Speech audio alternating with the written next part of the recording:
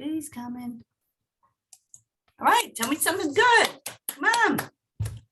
Lead generation, that needs to be the priority. That's what they say. Is this Colleen right here?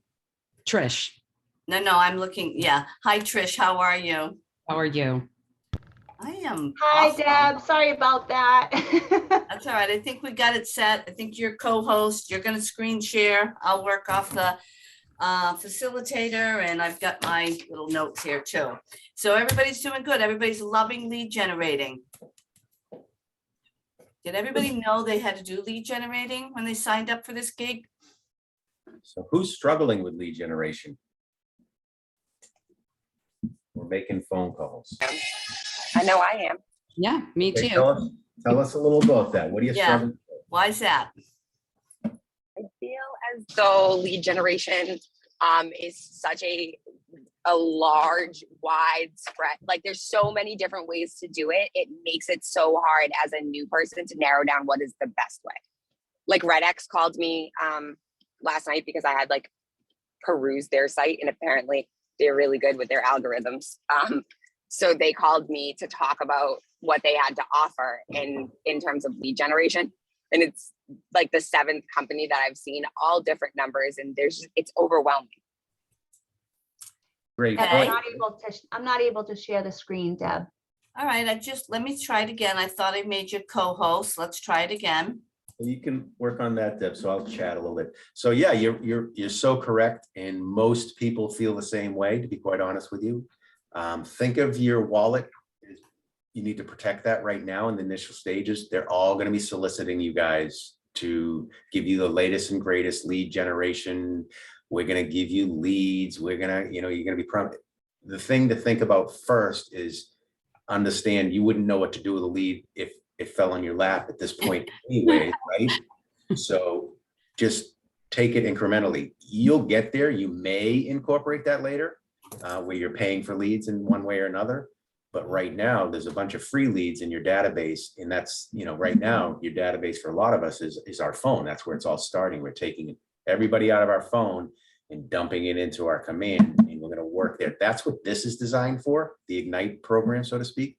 And if you refer to the 10-4, which is making 10 contacts, writing 10 handwritten notes, adding those 10 contacts to command, and then previewing 10 houses, for the reason being that you just want to be familiar with the inventory. You're just reaching out and reconnecting with all those folks for right now, if you think about it, and you're going to fall upon a lead in those conversations, and then taking that and developing that lead with a follow-up, and taking that and developing that lead follow-up into converting into an appointment, and then understanding what goes on in an appointment, listing appointment or buyer's presentation appointment, and taking that into getting them to sign into an agreement, into getting under contract, so to speak, to move through the process. So there's a lot already just right there, right? So back up, take it all in, absorb this stuff, and just make sure you're executing on the lead generation component, making your phone calls to the people you That's talk the name of that. Right? Does that make sense? Yes, that makes complete sense. Yeah. And once you understand process, through repetition, you're going to get that. And then maybe you consider down the road working with a coach or working with your team leader in that respect, or working with a mentor or somebody. Now, if you want to go spend money and pay for leads, that's something to consider in the future. Right. Talk to people before you're chasing people you don't know. Right. Yep. You have no relationship whatsoever. It's about rapport building and trust. And you're doing that because you already have that with people in your database. You already have that with the people in your phone.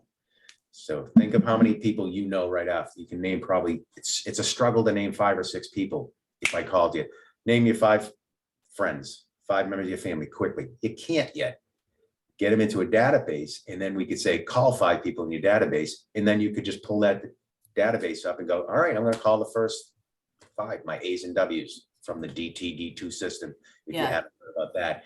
And then that's that way there, you're just going to systematically go through that. And then you're going to struggle getting scripts out. You're going to struggle with things. And now you know what you need to work on first. Make sense?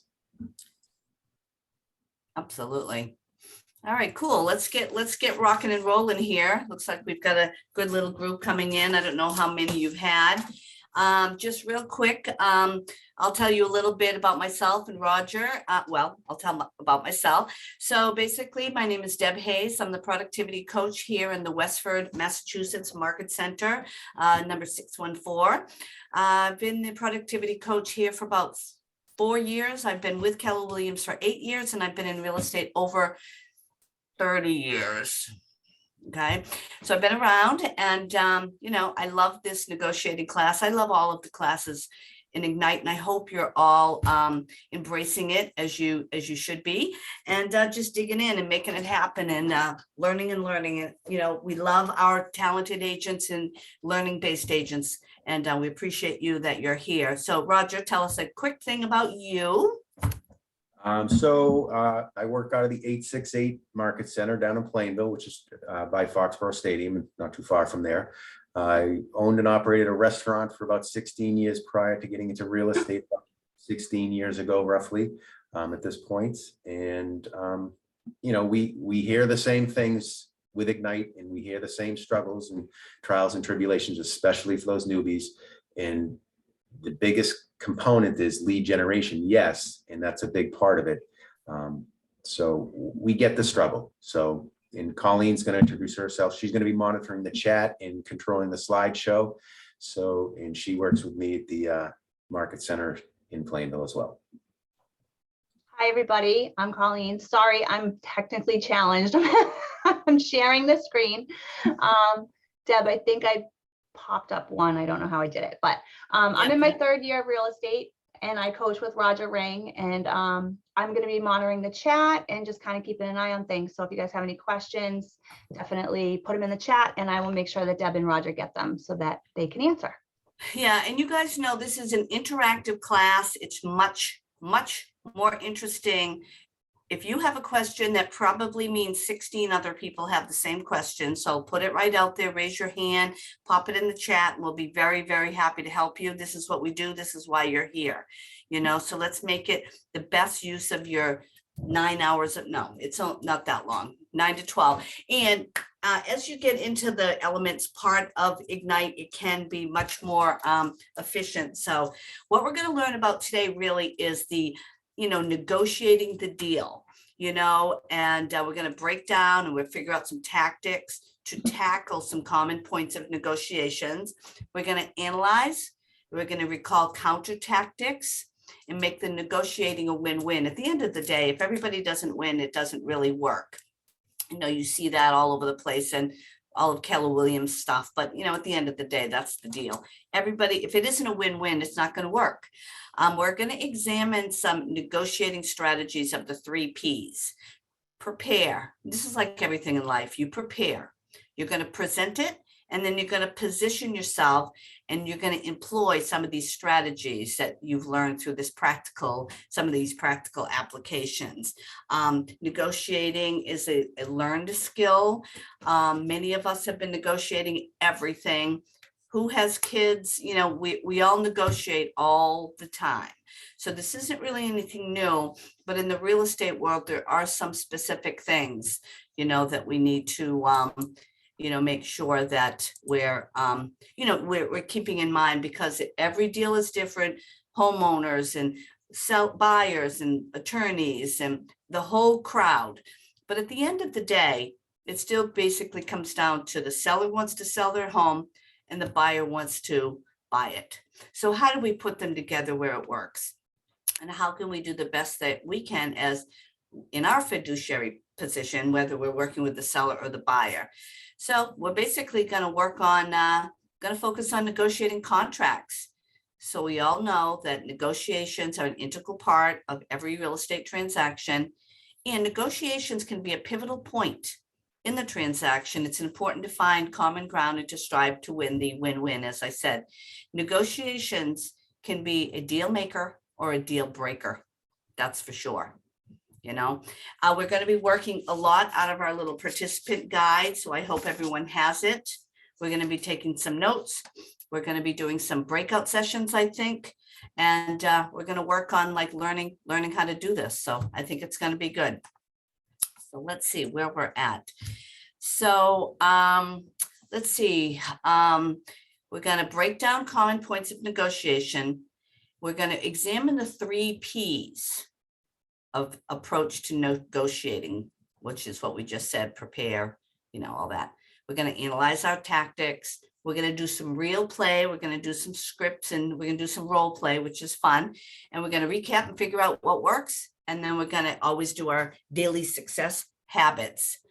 You'll break down the common points of negotiations. There's some things that are tried and true over the years. People have certain things that they do. And what we want you to learn is to recognize when a particular negotiating tactic is coming your way. And Roger's shaking his head. Yeah, we got to, yeah. Because as I said, there's millions, all kinds of different people. But at the end of the day, there's usually few things that we're negotiating all the time. So we're going to figure out how to apply these tactics and take common points for the negotiation. All right, so let's see. I'm on slide 4. All right, so we know who's in the negotiation. So it's a bargaining process between 2 or more parties seeking to discover common ground and reach an agreement to settle a matter of mutual concern or resolve a conflict. That's the definition of a negotiation. On the graphic here, we see pretty clearly who's who. We've got a buyer, we've got the buyer agent, we've got the seller's agent, and we've got the seller. Typically, we don't want the buyer and the seller speaking directly to each other. Does anybody have any thoughts on why that's the case? Because it would cut us out. Because we are kind of, no? Well, that's Well, a thing. But what else? So Because- that But we want to have emotionals out of the transaction. It's need to be communication about the value of the property or the actual things, and emotionals will not gonna help. Yes, exactly, Elena. Sellers and buyers get very emotional. Oh, no, they're cool. No worries. We don't have to sell. No problem. But when it gets in a deal, their emotions rise. So that's a good point. Yes, we don't want to get squeezed out. What else might happen?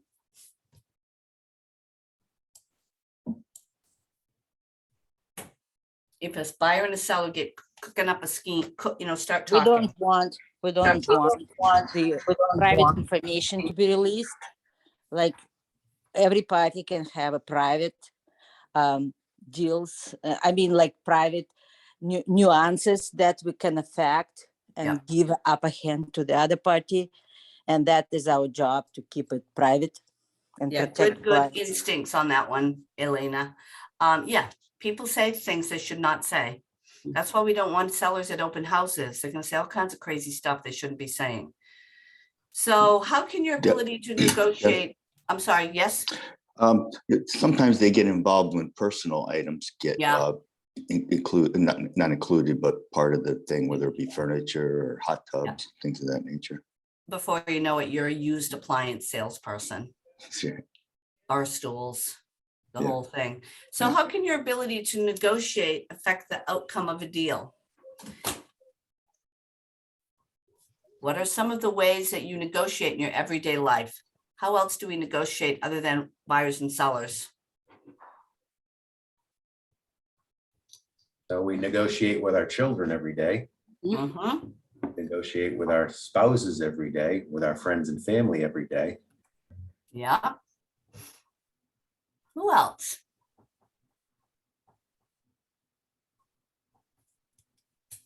Who else do we negotiate with every day?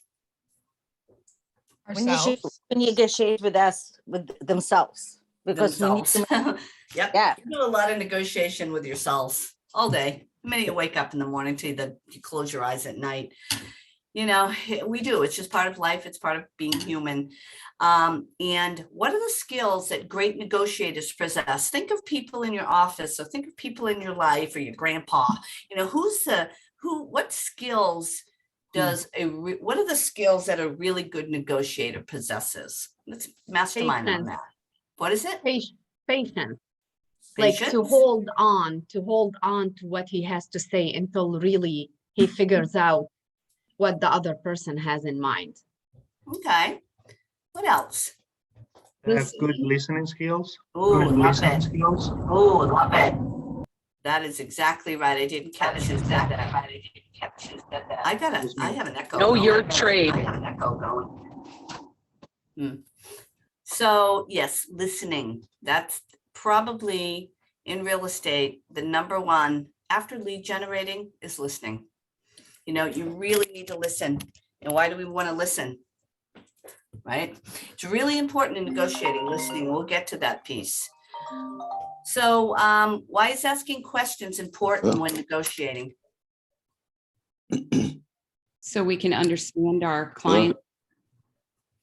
Understanding your client. Yeah. To get to the real truth. Yeah, hi. This is Liam from the office of your Uh-oh. And we got somebody with, He's on the phone that needs to mute. thank you. All right, great. So why are asking questions important? Motivation. To discover motivation, to get to the real truth, of course, in the chat. What else? Well, I think you have to understand better, like what it is they want or what your expectations are on both sides so that you can have a mutual agreement. Absolutely. And Demai she's out of my market center. She's, you know, to get to the bottom of it. What do people want, you know, to get more information? You know, information is power, they say, you know. So yeah, I mean, I think it's important. And the other thing too, why negotiation is really important is, look at, you've done all kinds of work. You've done your lead generating. You found people. You've shown them property. You've worked and worked for free. Now you've got a deal. You know, you don't want it to fall through. You know, your ability to negotiate will directly influence the rate of your contract to close. And remember, yes, we negotiate all day. We've been doing it since kindergarten. But if you're negotiating a real estate property, $500,000 or more, or, you know, make sure that if you're new and you're just get help, you know, just don't be afraid to ask for help. And, you know, the seasoned agents in your office, your coach, your TL, whoever it is, there's some things that people know. So make sure, and some of it is just simple patience, like we said before, and control and being a little tough. So, you know, that's kind of an interesting piece. So don't be shy. If you're really getting into a negotiation, find your person, you know, that's going to help you. All right. So any questions so far? We'll move a little bit of a exercise here. Hi, Deb. I've seen a lot of times today on negotiation for a buy. It's, you know, finding acceptable housing for the person selling. So, you know, that's a good question to ask. You know, do they have something lined up? Do they have a potential rental to move to? And I was on a call the other day trying to figure out what would be best for the seller. And it wound up being, they really wanted to close in 30 days, knowing that we were actually the successful winner of the bid, knowing they needed to do 30 days, and we were able to do that. Right. I mean, that's one of them. So, and that's good. You ask questions and you listened and you use that information that helped you use it. Doesn't mean a bad way. You grab that information and you used it to help put the deal together. That probably is great for the seller and great for your buyer. And this market that we're in is a very, very interesting market for new agents to learn. It's very difficult to be a buyer agent for sure. And sellers agents, I know it's all gravy, but it's a lot of stress. I know it sounds like poor them, but you know, they've got a lot of offers that they have to look to.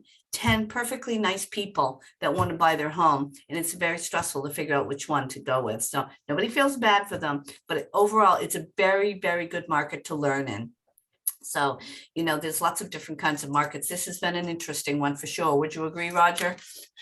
Yeah, and you kind of alluding to a good point when we're negotiating, understanding who we're actually negotiating with as the buyer's agent or the listing agent. Yeah. So we don't have contact with the seller's side in the sense other than through the agent. And think of yourself as the gatekeeper to your client. You know, you're protecting your client. You're holding back certain things that they don't need to hear in some cases, like if negotiations are getting a little salty, so to speak, you know, you're not going back and sharing the raw information with your client. You're going back and sharing the pertinent information, eliminating the emotion out of it as best you can and Right. helping. You're negotiating. So you're actually negotiating with your client to find out what's the best cause of action moving forward for them. Right. With the three options that they might have, which is, listen, we can counter this offer, we can reject this offer, or we can accept it. Those are our three options. Which one makes best sense to you? And then that's the question and answer time. Yeah. What do you think about that? Let them express, let them say it, listen to what's most important, because sometimes they're just trying to figure it out. You know, it's not always about the dollar that they're not going to get or the dollar they're going to give up. Sometimes it's about something else that's bothering them to help them move forward. So keep that in mind. You're negotiating more so with your client, and then you're bringing their issues forward to the other agent, sharing the information.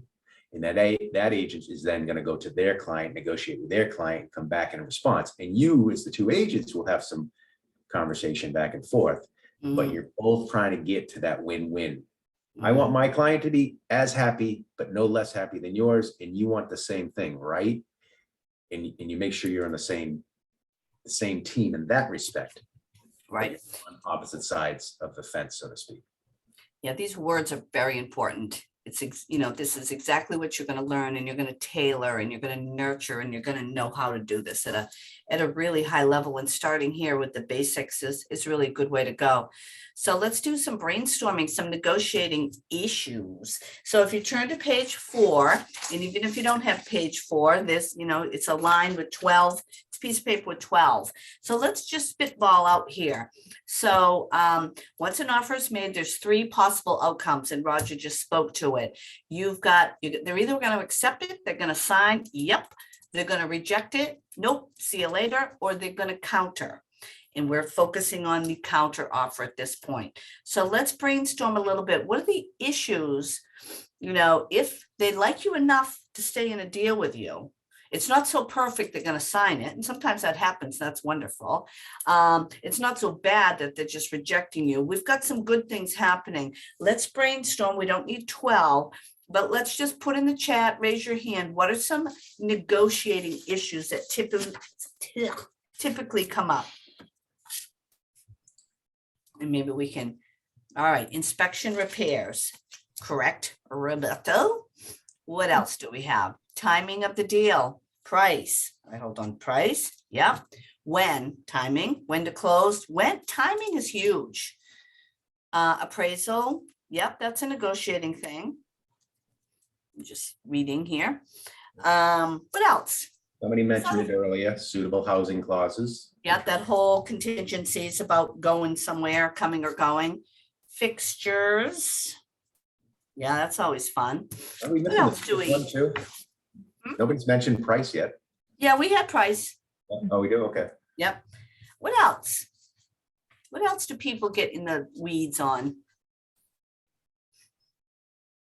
Price, timing, repairs. What else do we negotiate? Easements. It's a negotiating. I don't know. It's a thing that comes up. Certainly, we've got to think about financing. Yes. Yeah. Yeah, and it could be- Financing is negotiable more so with the terms and the timing. Would you agree, Roger? Yeah, it's gonna be all incumbents in those things. Yeah, most people are gonna use some sort of financing. So it's something to be considered. Right. Anything else? Appliances. Yep. Washer and dryers, the old appliances, personal property. I have a huge, it's because I've been around a long time, a huge philosophy. No personal property is included in any contract, period. We're not allowed to. That's what I say.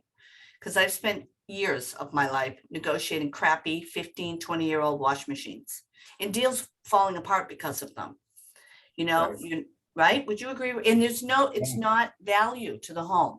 So you're bringing up a good point there too, because a lot of times that never becomes about the washer and dryer. Oh my God. Yep. Principle comes in, and when somebody uses the word principle, that's like a dirty word in my mind. It's like, Yeah. I cannot negotiate somebody's principles. Yeah. Not And it's those of us who've been around, and I know, assuming not everybody's brand new here, we have a lot of people that pop in at Ignite that have been around. Yeah, it becomes more important than the home, because it becomes more about, no. So I would say, if you learned anything today from class, from Roger and Deb and Colleen, nope, no, we're not doing any negotiating of personal items. Maybe after P&S, we'll write up a little list of things we might want to leave for you. Yeah, you can create what they call a side agreement if they want to do that. And after we get through Later.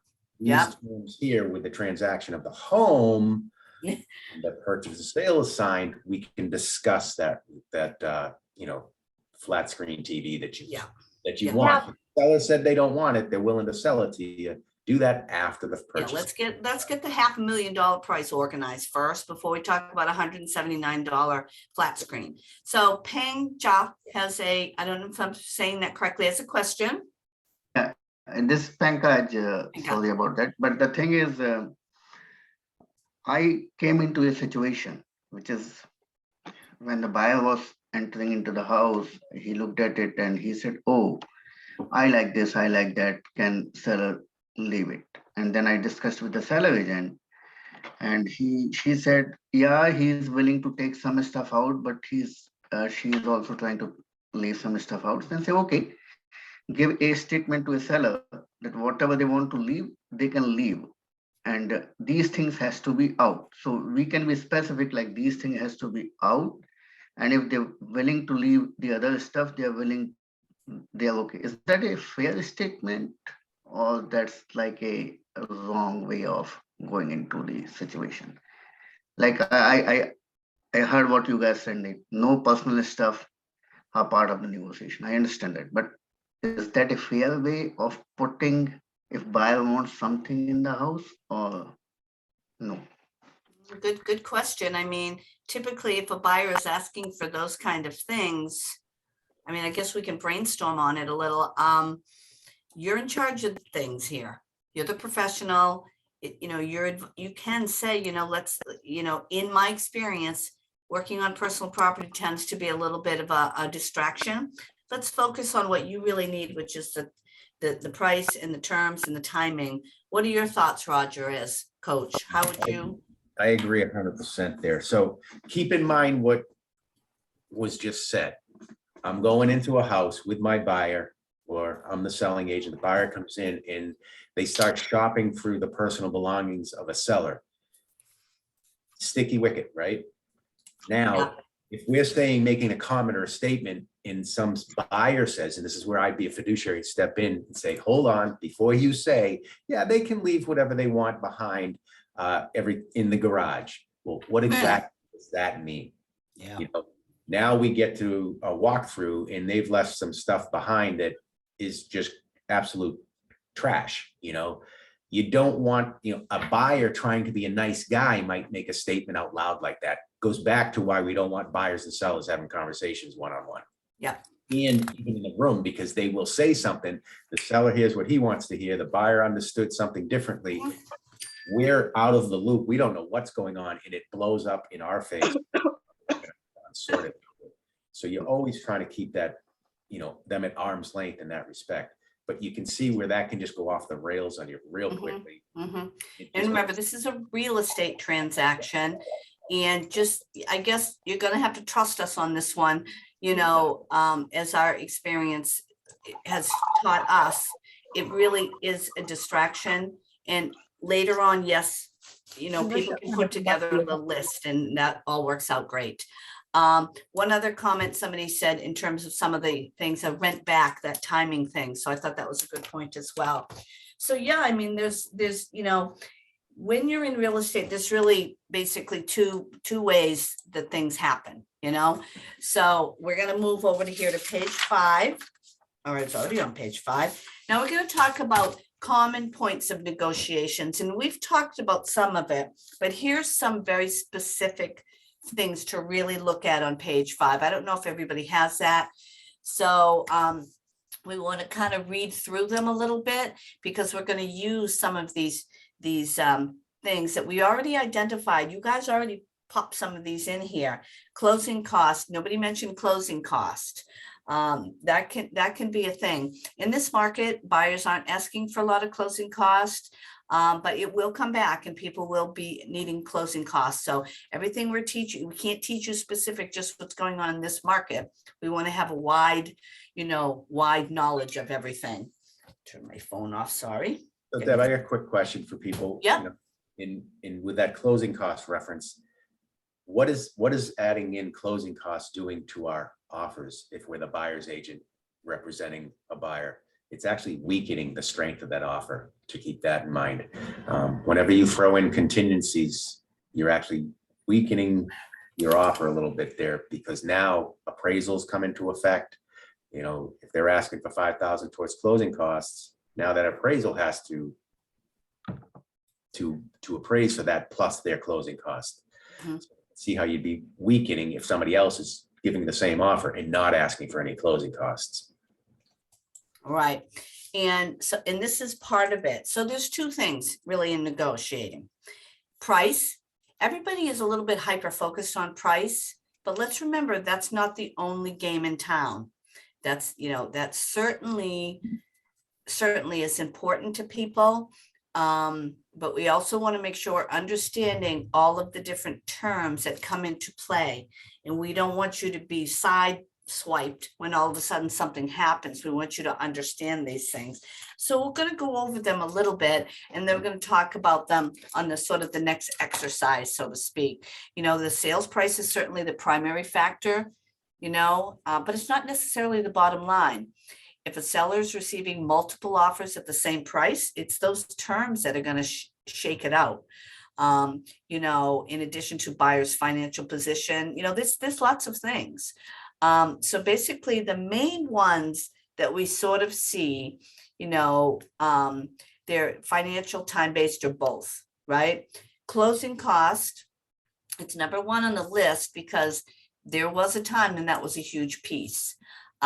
Closing date is really important. People just make up these crazy dates, and let's have some thoughts on that. Conveyances, what is included, that whole landmine. Earnest money and option fee. I don't know what option fee means. That, remember, this is a national class. What's an option fee? Do you know, Roger? Yeah, so down south, they operate a little differently. So we go from offer to home inspection to purchase and sale to appraisal and financing contingency to the closing table. So down south and in some parts of the country, an option fee is they're paying a fee up front, the buyer they're paying a fee up front in lieu of a down payment or the offer portion that we do. They do an option fee that in some states the actual seller keeps, and the check is written directly to the seller because that's their fee for those folks to go do their due diligence. They have up until the day of the closing almost to actually exercise that as well. And that's down in South Carolina, North Carolina area that I'm aware of. That's So, interesting. Thank you. I always kind of wondered what that was when I teach this class. yeah, you're paying for the option to go in and do your due diligence, and they take their house off the market, so to speak. That's just right. Might be different from state to state. So just you can imagine it's an accounting nightmare, but yeah, that sounds kind of cool. Interesting.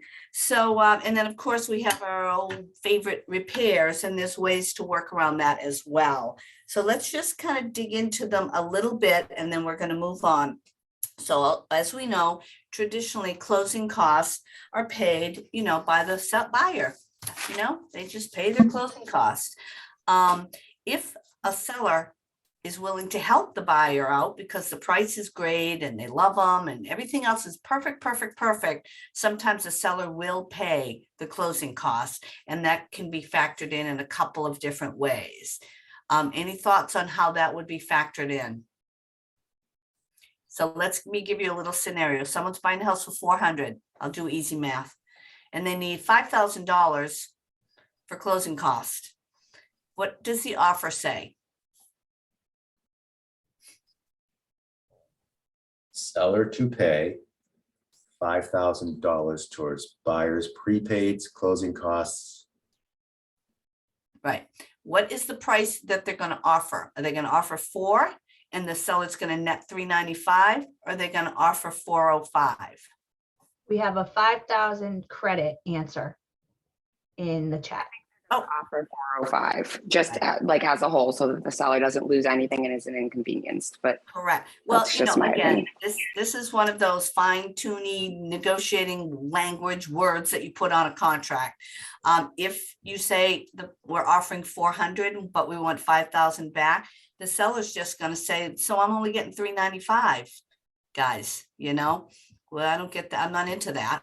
So you might say, we'll pay 405. And we want that 5 back. That way the buyer is financing it over his life of their loan. To Roger's point, though, be careful with those because it'll affect the appraisal. Just because the seller agrees to pay more, to take more, and the buyer agrees to finance that piece, doesn't mean the bank's going to see their value in that little plan of attack. And this brings a good point to leverage your relationships with the attorneys that you're going to be working with. An attorney, if you're working and referring business to an attorney and you just need help with some language to put into an offer, don't be afraid to email that attorney and ask them for the language, and they'll give you some language to pop into an offer for you. Right.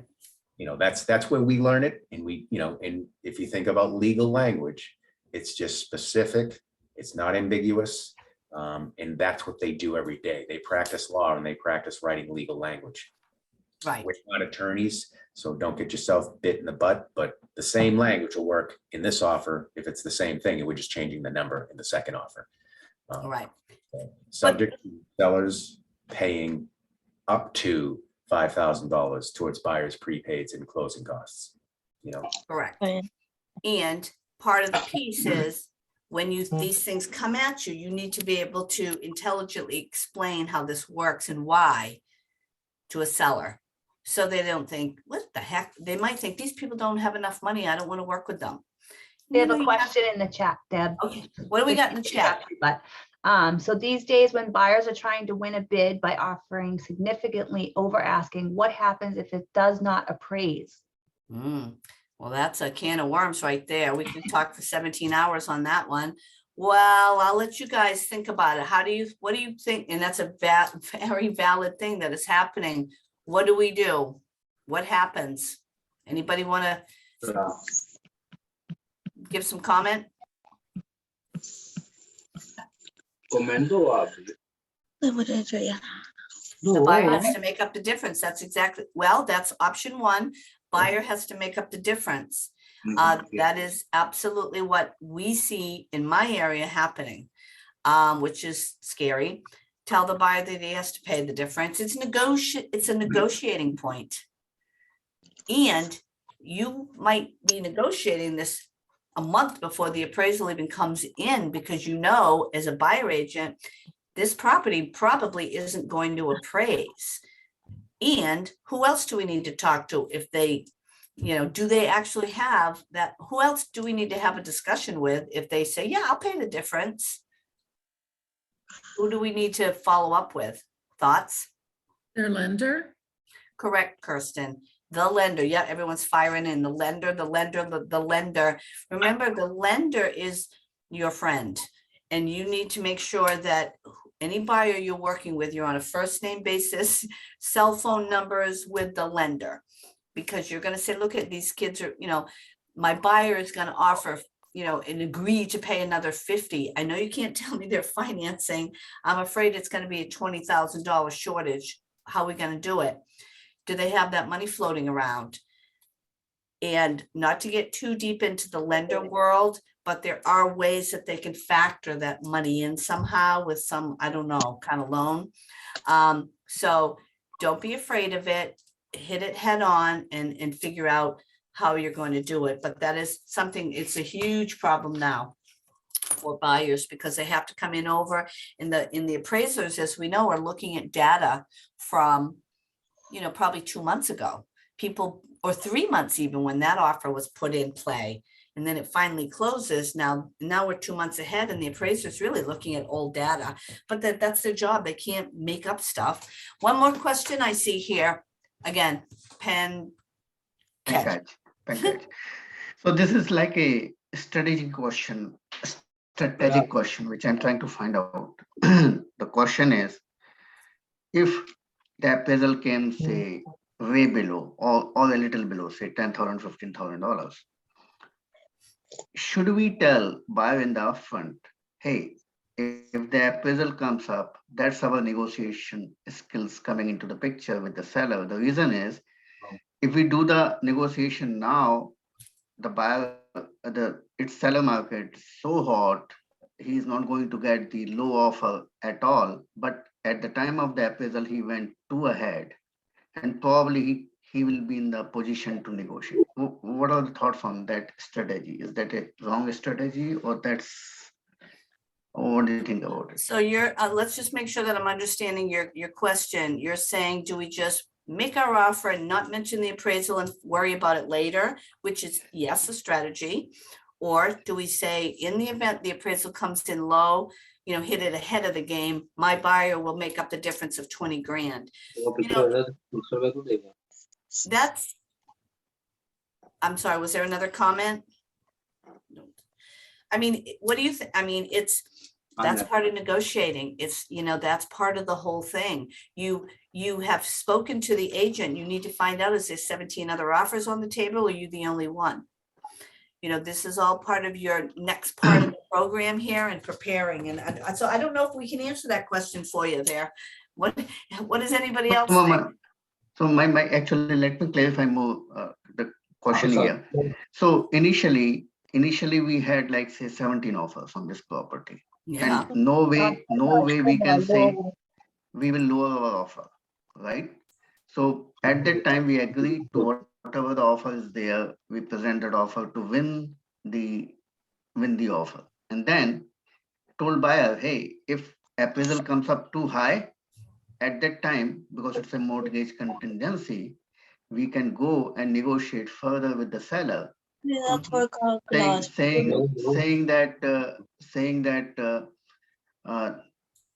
when the things will come, he's too far. The appraisal is like coming way far into the picture. And by that time, if he pulls out the offer, pulls out the property and say, I'm not going to sell it, he has to put that again into the market, going for the again offers, and that can like harm. That it's very difficult for the seller. So for the buyer strategy kind of thing, is that a good option or is that a bad option? Well, in this particular environment, and I'll let Roger speak to that too. If the buyer backs out, there'll be 16 other people waiting. They don't have a lot of control over what's happening. What are your thoughts, Roger? And we'll move on to the couple other things. So Just a strategy, sorry. yes, go ahead. Yeah, it's a strategy question. It's nothing to do with like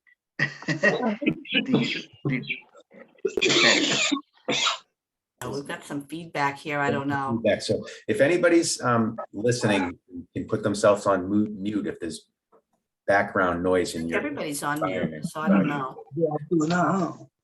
So just to kind of put a pin in that, think about it this way. If you're talking in preparing an offer and you believe as the buyer's agent, the appraisal may or may not come into play, you're discussing that situation and scenario with your buyer, and you're presenting the best offer to get your offer accepted, and at that point, get to the as well. So if I'm anticipating an issue with an appraisal, I want to address that right there in my offer. That's a professional getting in front of the bullet, so to speak. Yeah.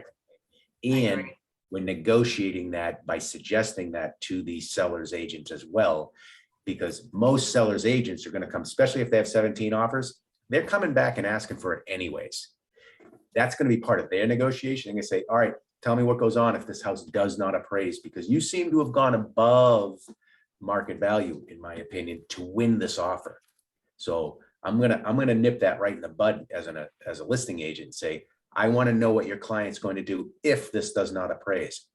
And then when they say, oh, we'll make up the 20 grand or whatever the case may be, or a certain number, you know, if it's shy 40 grand, maybe the buyer's willing to make up 20 grand. I'm going to want to see that in writing, in proof Yeah, of proof of funds. in writing, that the buyer's willing to do that in their offer.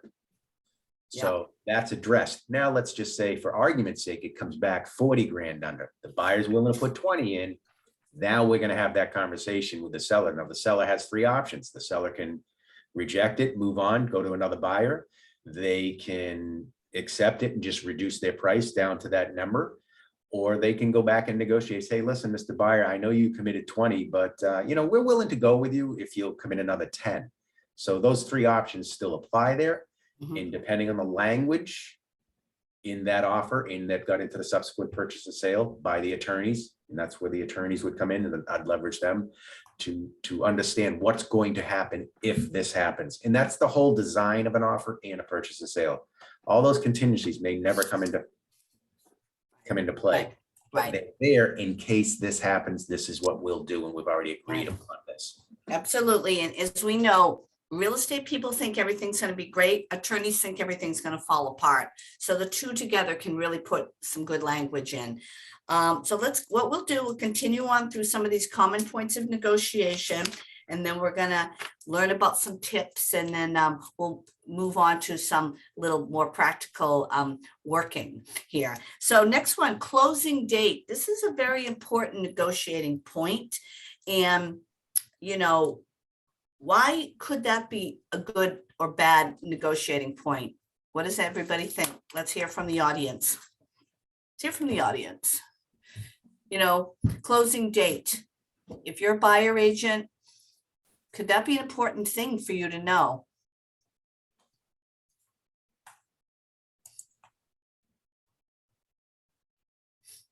There's a lot of people not on screen here as I look.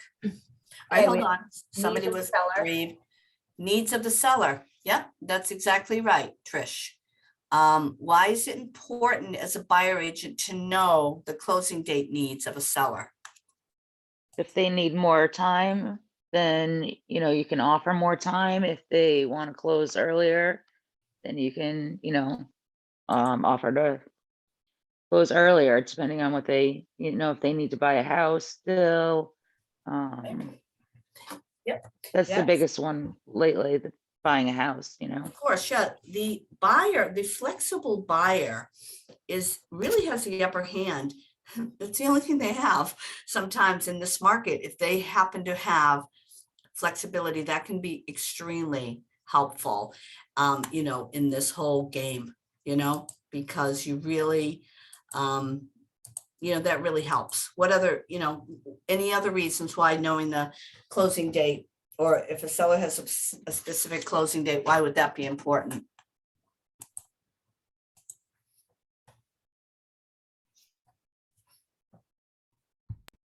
Well, I think it's important for the buyer because sometimes their mortgage rates will change after a certain amount of time, which would, you know, not allow them to be able to commit.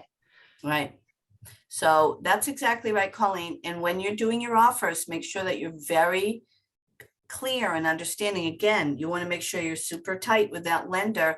We all know rates are ticked up, and even a little bit more. So anybody that had a pre-qualification letter in Halloween or November, you might want to double check that, because, you know, their buying power might have been adjusted. So yeah, anyways, closing date is important. Yeah, but be careful. Don't give people too long, and then you can't get your financing. Conveyances. We talked about this a little bit. You know, conveyances are defined by the local board of realtors. The general rule of thumb is that attached fixtures stay with the home, and non-realty items, personal property, go with the seller. Even if it's the beautifulest thing in the world, it's supposed to be gone. In negotiations, a buyer may request that certain personal property items stay with the home, such as furniture, window treatment, or refrigerators and that kind of stuff, which we've talked a little bit before, and we've given you a little caveat. Let's not go there. But if you go there, be very careful with it.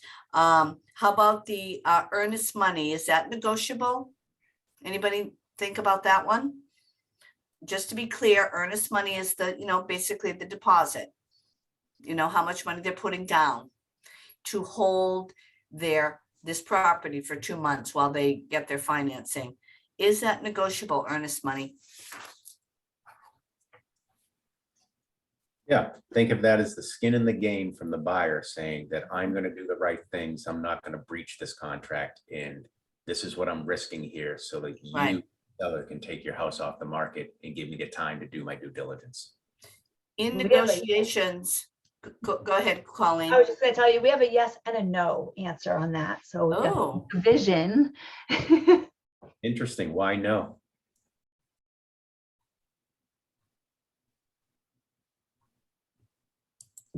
Yeah, sometimes I think that will weaken your offer. No, if you're saying that I don't want to put like and if seller is asking like, okay, we are for this property, we are asking for like $2,500 as a deposit just to make sure that you're serious enough, and you say no, I want to put only $1,000. In this seller market, that can weaken your offer. Is that right? yes, I would agree. Yeah, That's you true. know- Yeah, and that's negotiable. Absolutely. So the question is it a point that you can negotiate? And yes, if you're selling $1 million home and they're only putting $10,000 down for the whole thing, why do we have money down? Does everybody understand that? That's a kind of a good side question. Why is this earnest money, good faith, 10% down? Why do we have that there? Does anybody really know? Is it to keep the buyer in the game, to make sure that they are invested in the transaction? Correct. Yep, you want to make sure that they're invested. Do we? If they walk away from the deal, then they won't get that money back. Yep, their money is at risk, and it's here. Benjamin says it's an act of good faith. If you had a house for sale for $1.2 million, and the offer came in with $15,000 down, not the offer thing, but all the money is $15,000. Do you think you should negotiate that? You Let's should hear at from least the try. What price of the house? $1.2 million. And I'm saying this because I just went through this with one of the people in my office. What do you guys think? You got an offer in hand. It's $1.2 million, which is, the price for the house, not crazy, just regular, I guess, near Boston area. And their offer is for, and they're going to put down, what did I say, 10,000, 15,000. What does the panel think? What do you guys think? What would you think? If you're you're sitting there with your seller and you're saying, hey, we got an offer, they're going to put $10,000 down. Your house is going to be off the market for 2 months, maybe. What do you think you should do? Far too low for that price point. All right, Sue. So Yeah. you I should like to definitely hear. be asking questions. Huh? You should definitely be asking question, why so low? How much are they going to be financing at the closing? At least investigate that reasoning. And it may Right. be as simple, and it could be that there's they have to sell some money and liquidate something to Yeah. get it. Yeah. And then that conversation would start to happen and you'd have some more insight and understanding. Having said that, Correct. we're going to try to negotiate to say, yeah, but we need more skin in the game here. My clients, it's $1.2 million house. You're putting minuscule money down. Right. And throwing those numbers around, to us, it might seem like a lot of money. To them, they might walk away from that. Yes, if they found a house for 900 that was pretty similar, they might walk away from that $10,000, no problem. But they might not walk away from 100, Well, right? So don't be afraid of that piece. And the person that showed me their offer for $1.2 million, I said, are you gonna get more money down? That's nuts. Oh, no. So just like out of curiosity, because so $1.1 million would have to be financed. Are you getting a loan with only, because I did the math, that's 1.25% down. Is anybody even giving you a loan with such a small offer? Well, the people may have 500 grand in the bank. They're just not putting it down so it really depends on what the mortgage amount is on this particular offer. If they're offering $1.2 million, they've got their little $10,000 down, but they may only have to finance 700 or 800. But if they have to finance 1 million, 200, no, that's tricky. But as long as they have a pre-qualification or pre-approval that says they can afford $1 million loan. So what do we do when we get an offer with that scenario? What would you guys do? Before you guys answer, Sam has a question. Okay, I actually just wanted to clarify. There have been two things talked about here. You guys are talking about taking a loan out for 1.2 million or whatever you're financing. The down payment on that has nothing to do with this earnest money for the house. The earnest money is between you and the seller, the buyer and the seller, just to show them how serious you are. It really doesn't have anything to do with the amount you're going to finance or put down. So it is a good faith thing. And if you put a smaller offer in, I know in my market, we just move on to the next guy because that's never going to get us to take them seriously. And really in this market, if you don't have 10 offers in, maybe you marketed it wrong. I don't know. But yeah, that earnest money needs to speak, because even if you're at the same price point, if your earnest money shows bigger, then you might be looked at better. Exactly, Sam. And people get very frustrated with that. Discuss with seller and follow their instructions, not our call. Right, exactly. Yes, absolutely. We're going to advise our sellers. This is all part of it. Earnest money can be a big issue, particularly on the higher end where people actually do have a lot of, if it's a low end, they only have $10,000 might be all the money people have in their whole life. So yeah, we want to discuss this with our sellers as we're looking at our offers. It is certainly negotiable. Typically in our market, if we have multiple offers, we get them all in. And sometimes we send them all back and say, give us your highest and cleanest, and then we take what we have there. So this is all, as we said in the beginning of the program here, there's many different people and deals and houses and price points and the whole thing, and each one has to be handled. But in general, there's some, rhythms that you want to follow. And definitely for your seller, you want to make the deal as tight as possible, because if you're buying a house for $1.2 million and you only have 10 grand on deposit, it could be likely that you'd walk away. If somebody's buying a $300,000 house and there's 10 grand on deposit, they're not going anywhere. So again, this is all the nuances of particular deals. And again, when you get into them, you're going to be discussing with your coach and your mentors and your TLs, and everybody's going to help you get to where you want to go. So let's kind of move on a little bit. We'll do this next page. If you want to turn to page 6, and we're just going to talk about negotiating tips. I think we're going to take a break after, and then we'll kind of get into like let's talk about putting a deal together. So this is really just a little review here. So we're looking at page 6, and these are negotiating tips, and you just want to kind of look at them. There's 6 of them here. So first of all, and above all,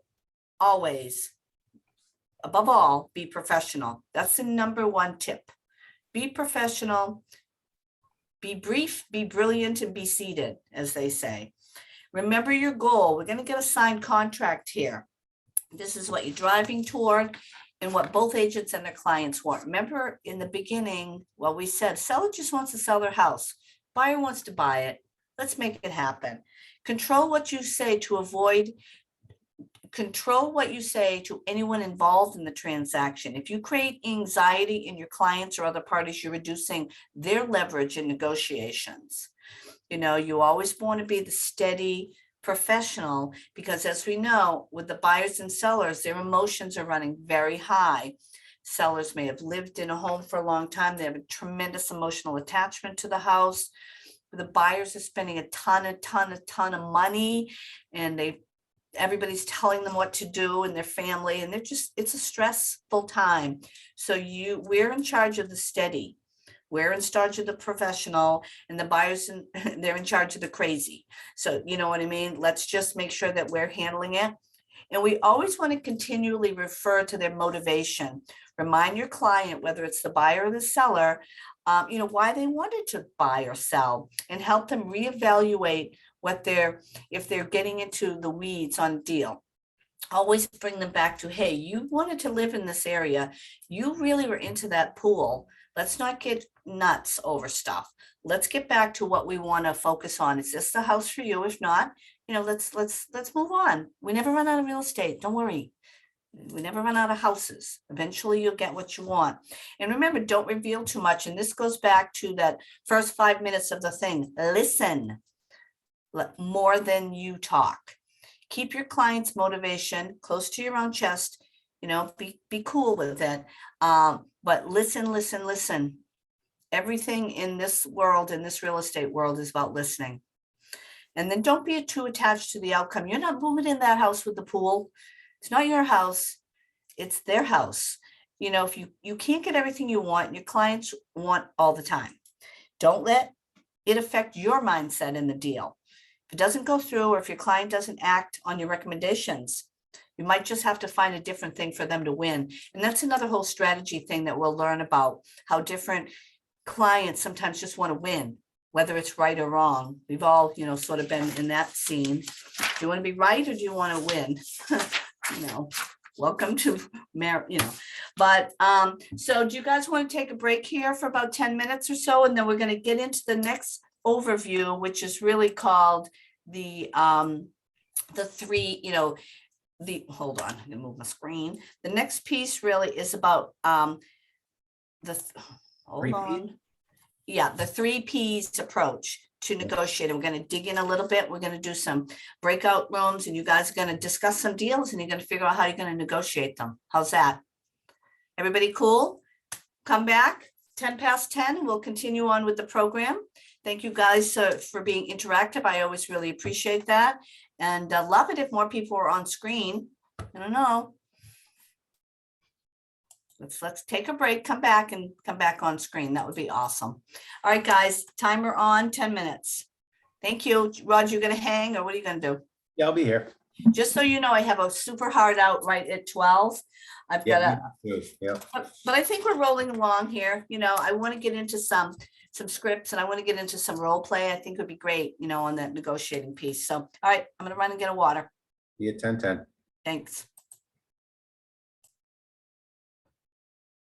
All right, I'll be right back, Roger. Yep.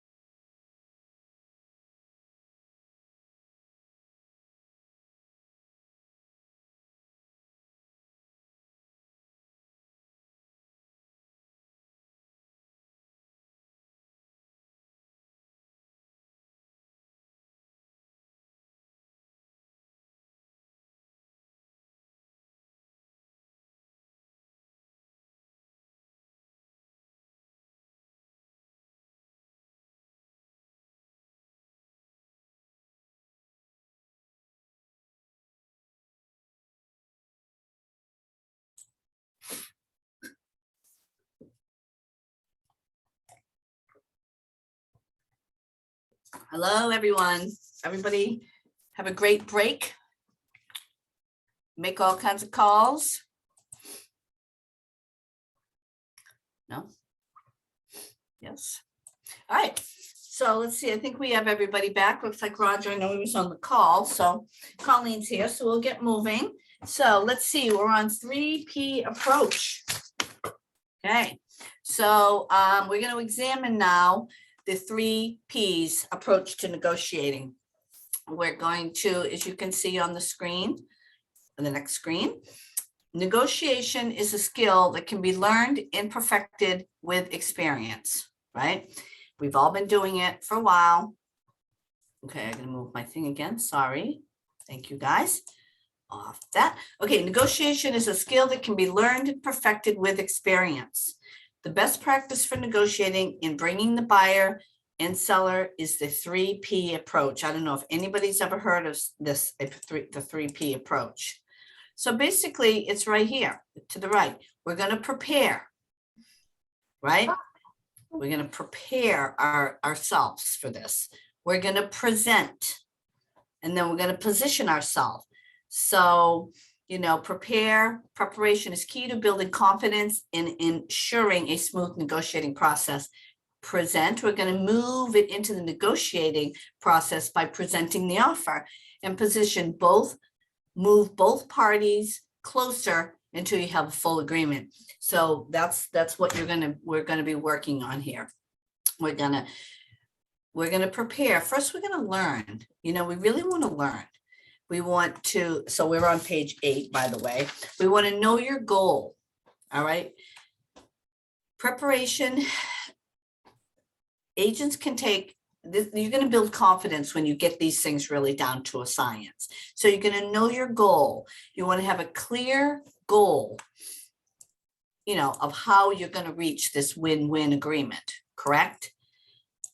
You want to remind your clients of their motivation for moving or buying the house.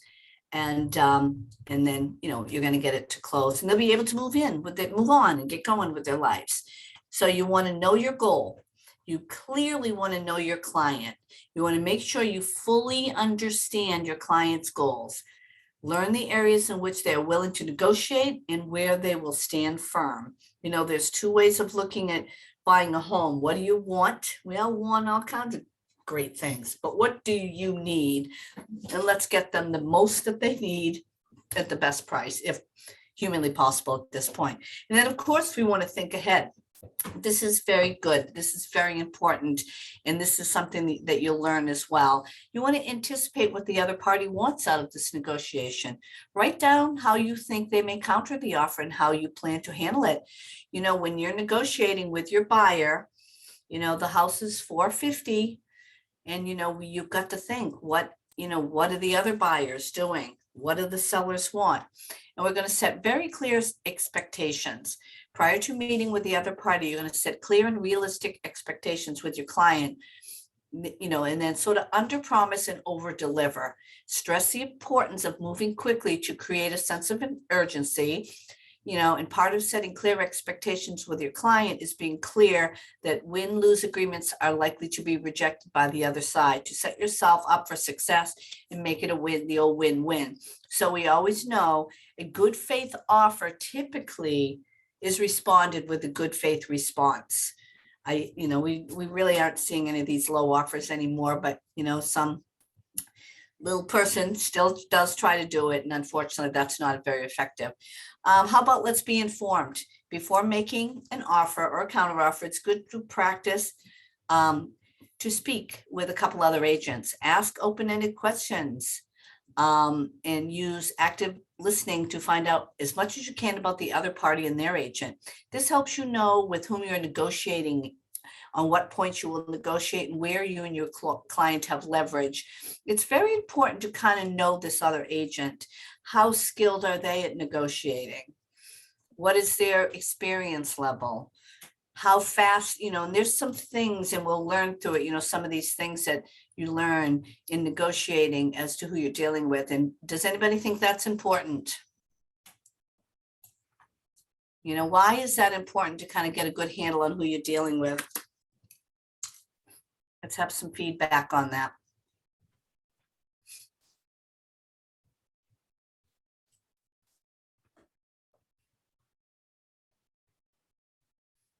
if you have a family that's planning to move out of the area and they're headed for something, that's a different group than if you're dealing with somebody who's retiring and they are just looking to get out of the cold. That's totally different motivations, and that'll change what your negotiation is going to have to be.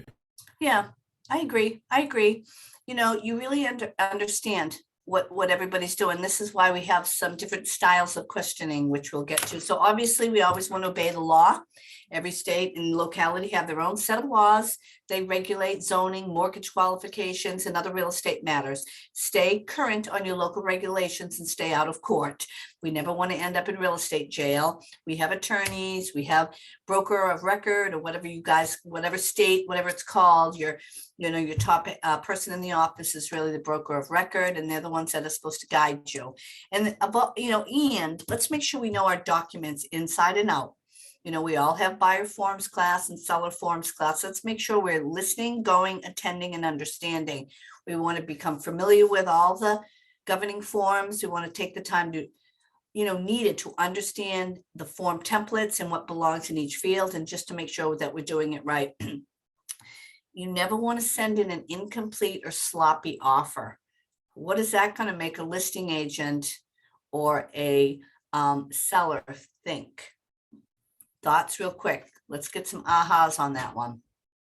They don't want to deal with you because you're not experienced and prepared. What may they think about you? Right. Subsequently, they're going to reflect that onto your client. So you're doing a client a disservice by doing that. Your own client, correct. What will the listing agent, let's say, perceive of you if your paperwork is sloppy and it's not written right and it's not completed? If You haven't done your homework in other areas and you really don't know what you're doing. It seems like you don't know what you're doing. Hmm. And what's another word for that? Unprofessional? A little bit. What's the other word for it? Incompetent? A little bit. Now remember, we're talking about negotiating. Oh. What's the other word? I'll let somebody else. Those are right answers, but They're all right. they're not wrong. Nope, they're absolutely right. What else? Confident? We have in the chat. Yeah. Inexperienced. Professional. What is that, Michelle? It shows you're inexperienced or you don't attend to details. Definitely not prepared, that's for sure. Inexperienced, not prepared. I'm doing the coaching thing where I'm not gonna say. Yeah, But anyways, careless. That's right, Dame. It makes you look weak. And we're in negotiating class. So that's a tell, in poker. It's a tell. If somebody brings in, and maybe just, they just haven't been trained, they can't fill out the forms right. And that's another thing. But, it's going to show weakness on their part. And you will go, this could be good. So, again, these are all the things so knowing your client, think ahead. Any ahas or questions on that piece? So an observation, as a newer agent, you may feel insecure putting in your first several offers. That's when you should be leveraging either your coach or certainly a mentor or somebody who's a little more advanced than you in running that offer through with them before you submit it too. So don't be afraid to do that type of stuff. Don't be afraid to admit to yourself you don't know something, you're not comfortable. Don't admit that to the other side per se, but that's what the leverage of having an office and having other colleagues in the office. Exactly. You've got to leverage this, because negotiating can really be the most interesting part of the real estate field. Maybe that's just me, but I really do like that piece. And, it's really what gets you where you need to be. Because if you can do a really good job for your seller, that's where you get your referrals. If you're strong and you're firm and you're knowledgeable, and again, these things do take time, but not that long. If you really pay attention and you really do it and you practice, you get it. And part of it is figuring out who you're dealing with. And that's really the thing. And of course, the old knowing your things inside and out. Okay, so I think we're gonna move on to page 9 here. We're on page 9. All right, hold on. Yeah. Okay, hold on. I'm skipped a page. Hang tight. There, we're on. We're on prepare and learn. Yeah. I love this. These are the questions, okay? So asking the right questions, so we just kind of tipped on this. Asking the right questions is important, obviously. We want to understand and establish undercover objects and goals of your client or the other party. Through asking questions, you gain more information. As you gain information, you will strengthen your ability to negotiate, as you know, kind of what we just said, and increase your chances of having this win-win. And benefits of asking questions, and there's a couple of kinds of questions too, which is pretty interesting. Benefits of asking questions: it provides you with points that you can negotiate. It provides insight on where you and your client will have leverage. You know, if you know these people bought a house and it's going to close in 3 weeks, and you know you're renting and you can close fast, you might be able to get a little deal. You know, so all these things are part of it. It helps you set really clear expectations. You get to know your client and their goals, and you really become part of their strategy on moving forward. You know, remember, people buy a house and they usually buy another one, or maybe even another one. You want to be with them the rest of their lives till you're 90. You want to make sure that you're, you know, still working with the same clients. And then, you know, all of these things will just help you learn more about the negotiating piece. So, you know, there's a basic sort of thing. There's 2 main types of questions used in negotiation. You got your open-ended and closed-end questions. Open-ended questions have an unlimited response. Oh, you know, what additional information should I know about the house? And somebody could ramble on for 20 minutes. What is important about the closing in 30 days? Well, they've got a house that they're buying and their kids have to be in school, or they've got a new job. These are open-ended questions. And remember the good old thing, why am I talking? Make sure you're listening. And then how, you know, and how do you feel about that? You get the emotions in, and then you learn more, and you go a little deeper. We all, I think, know what a close-ended question is. Basically, it's really a yes or no, or one word. Do you have to sell your home by a specific date? Yes or no. Usually, do you have any other offers? That's a great question to ask a list agent. Do you have any other offers? And how about, what is the bottom line that you would consider? What is your bottom line? You know, and you know, you could go on and on with these types of questions. You know, when might it be beneficial? When is it more beneficial to use open-ended questions over the closed-ended ones? What do you guys think? Let's talk about that. Sam, you got a question?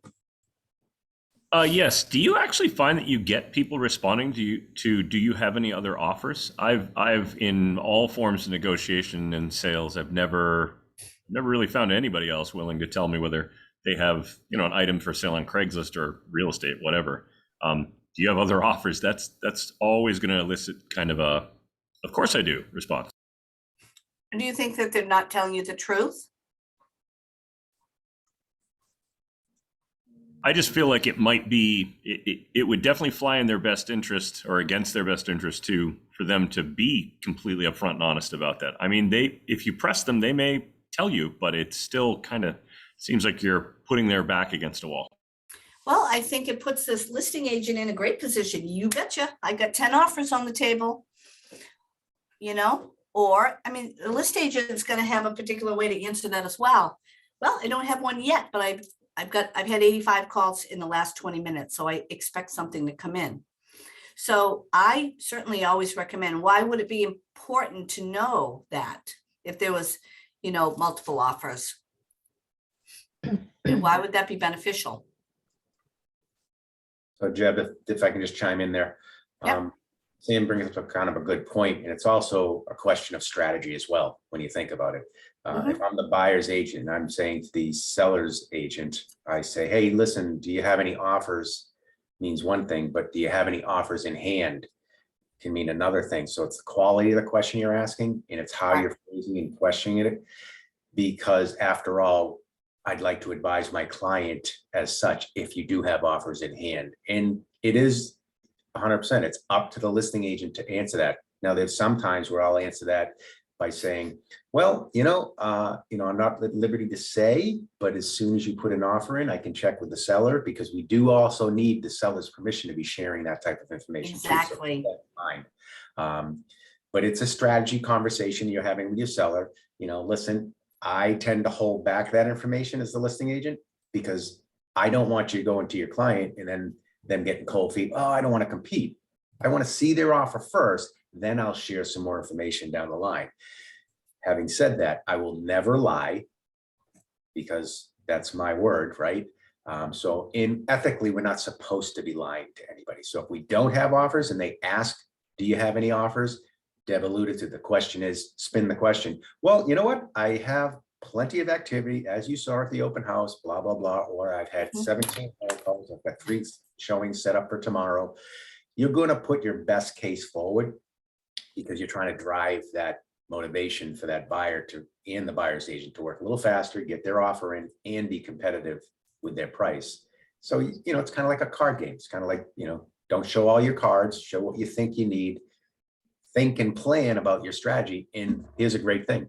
Think about how you would answer that question, because we'll all ask it. And if we didn't, we should be, as a buyer's agent. I want to know, because I want to know how to advise my client. Yeah, from what the seller's agent said, they've got 10 offers. I have no reason not to believe them, because ethically, they're not supposed to lie to me. Now, they may overstate, they may be a little expansive, 10 offers, but they didn't tell me good offers. They could all be low offers, and it depends on the environment. We know what environment we're in. So yeah, it's important to know the environment that you're in. And you're right, though, in to Sam's point a little bit, it certainly can scare off a buyer. But unfortunately, in this market, if you're going to be scared, it might not be the market for you. Unfortunately, this is a rough and tumble world out there, this market. Rough and tumble world at bingo. Right. And if you're a buyer's agent, you should be setting the expectation for the buyer and giving them the information so that they understand you're likely to be in a competitive situation in this market, as you probably have heard. Is that your understanding? Right. And you're looking for that yes or no. Well, or the, what do you mean? That means for further explanation, preparing your clients for what they're about to get involved with, so that there aren't surprises. And vice versa for the sellers. Listen, we might get 10 offers. We might get an offer that goes well above asking. Well, guess what? We could run into the case where that person comes in, now they do their home inspection, they're paying so much, now they're getting cold feet too. So keep that conversation in mind too in your heads, because that happens as well. So exactly. I mean, these are the things that we're going to work through, and it's always a bit of a challenge, but as you do them, the more you do them, the more you'll have a good sense of it. And sometimes it's a good thing to just say, what would happen? Like if just say we hear that there's 10 offers, and then you might say to your buyer, okay, you're making an offer. What would happen if they ask for best and final? What would happen if you didn't get would you change? What is important to you? So prepare them for a potential negotiation as well. Don't just know in your head, oh boy, we're going to have to negotiate. I think most people know it, but they're not doing this every day like we are. So, any thoughts on those topics? And then we'll move to the next slide and we'll do a little bit of a scenario. And I think we'll probably maybe do some breakout rooms. And so, yeah, what would happen if this happened? And why is this important to you? Why? Ask. The more you ask, the better you'll be able to do. So, so Deb. Yeah. Deb, so usually when you see those two headings, open-ended question and closed-ended questions, a lot of times people will assume that one of those is supposed to be more negative than the other. In this scenario, it sounds like it actually you might have reason to use either one. Yep. That's 100% correct. Right. When you're doing the open-ended questions, you're in discovery mode, right? Then when you need to find out, listen, is this the right house for you or not? Tell me why it's the right house, or tell me why it's not the right house. And then you may come to the conclusion in your mind, but you're going to check in with them. So sounds like this house does not work for you. Yeah. Yes or no? you know, Mhm. or what is it about this house that works for you? Or what is it about this house that doesn't work for you? Is helping them discover Yeah, whether it's going to be a yes or no. And then your job is to ask that closing question. All right, so this house sounds like it doesn't work for you. Is that correct? right. Yeah, and in these open-ended sense or to Sam? closed, go ahead. I was just asking if that makes sense to Sam. He was right on, you know. Right, right. So Ian, when you're dealing with the other agent, it helps you determine like what kind of a negotiator they are and what their style is and what they're going to say and how protective they are of their client. Some listing agents tell you everything, everything. Too much. You know, it's crazy. But if you listen, you know, I can't say that enough, you know, you will learn. And maybe they're trying to say too much because they think it's better and that's better, you know. And as we all know, listening, you know, talking too much is never really a good idea. You always get yourself. So that's a good point to kind of mention the DISC profile if you haven't heard of that. You know, it's the DISC, you know, driver, influential, steady, and conscientious. There are agents in all those different degrees, right? And when we're talking to somebody, if you're talking to a high I, they're going to share way too much information in a lot of cases. Oh, yeah. And they learn to dial that back. So depending on who you are in the DISC or who you're talking to in the DISC with your clients, it's a good idea to understand, have an understanding of that. Because if you're too loose with the tongue, you're sharing information that doesn't need to be shared. You know, I've walked into situations where I've walked in and looked in the house and somebody, oh, why are they selling question? Well, they're selling because they're moving their equity around. That's all they need to know. That's the response. They're just moving. That's the answer. Yeah, they're just moving on, change of plans, whatever. Oh my God, some people just tell you know. Well, Oh, are they you getting hear a divorce? everything. Or, you know, I've heard listing agents say that. Now, they may be doing it to elicit an offer out of you in a bad market, meaning it's a buyer's more so a buyer's market, but it's not something that you should be sharing in negotiations. What's going on in your personal lives or anything with your buyer or seller. That's, you know, that's confidential information you shouldn't be sharing. Right. You know, and this is a learned thing. The more you attend these kind of classes and you learn how to manage your thoughts and manage your words, it makes that less happen. That didn't come out right. It'll make that happen less because you'll feel good about what you're talking about and you'll know. And when you hear somebody else do it, you'll recognize it. And that's pretty interesting as well. All right, cool. Any other thoughts on this? Let's have a couple of ahas and then we'll move on to doing a scenario of a lady buying a house. Does everybody love negotiating or is it just me? Negotiating can be the biggest challenge and the most fun. Yep, absolutely. You can pull your hair out. All right, so let's talk about, we're going to continue to prepare a little bit. We're going to move to the next slide. So basically what we want to say is, make sure I'm on the right slide here. So we're going to turn to page 9, okay? We're going to have a little activity here, and I think we're going to break out into some rooms.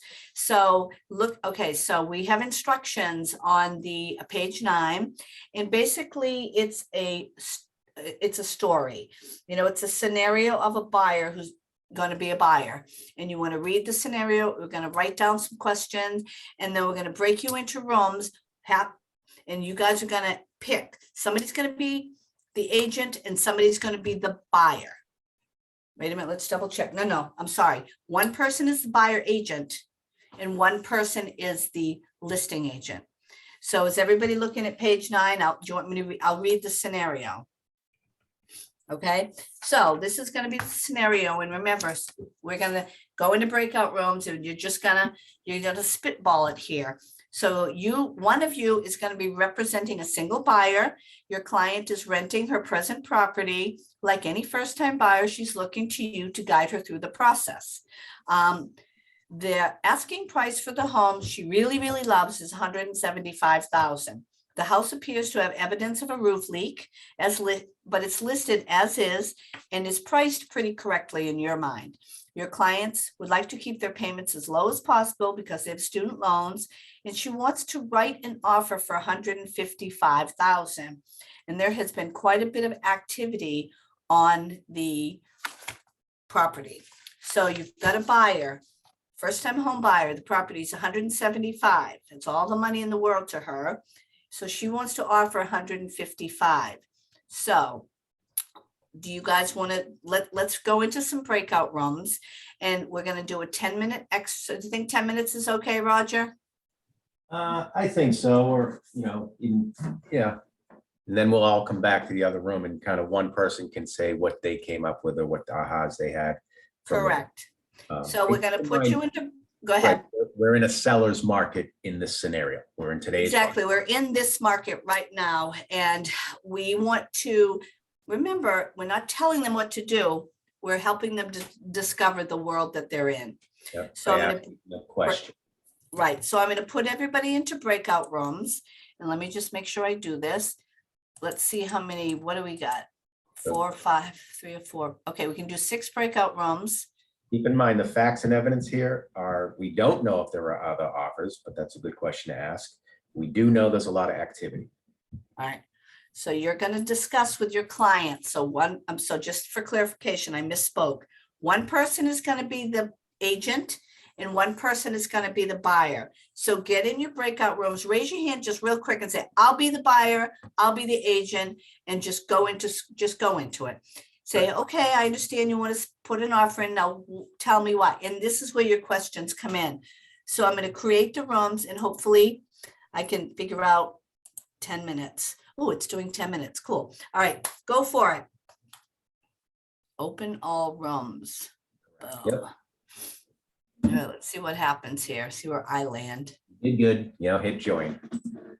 All right, so broadcast message. Okay, we'll see. This is where we can tell when who's listening and who's not. And if you only have a couple people in your room, that's okay. That's fun.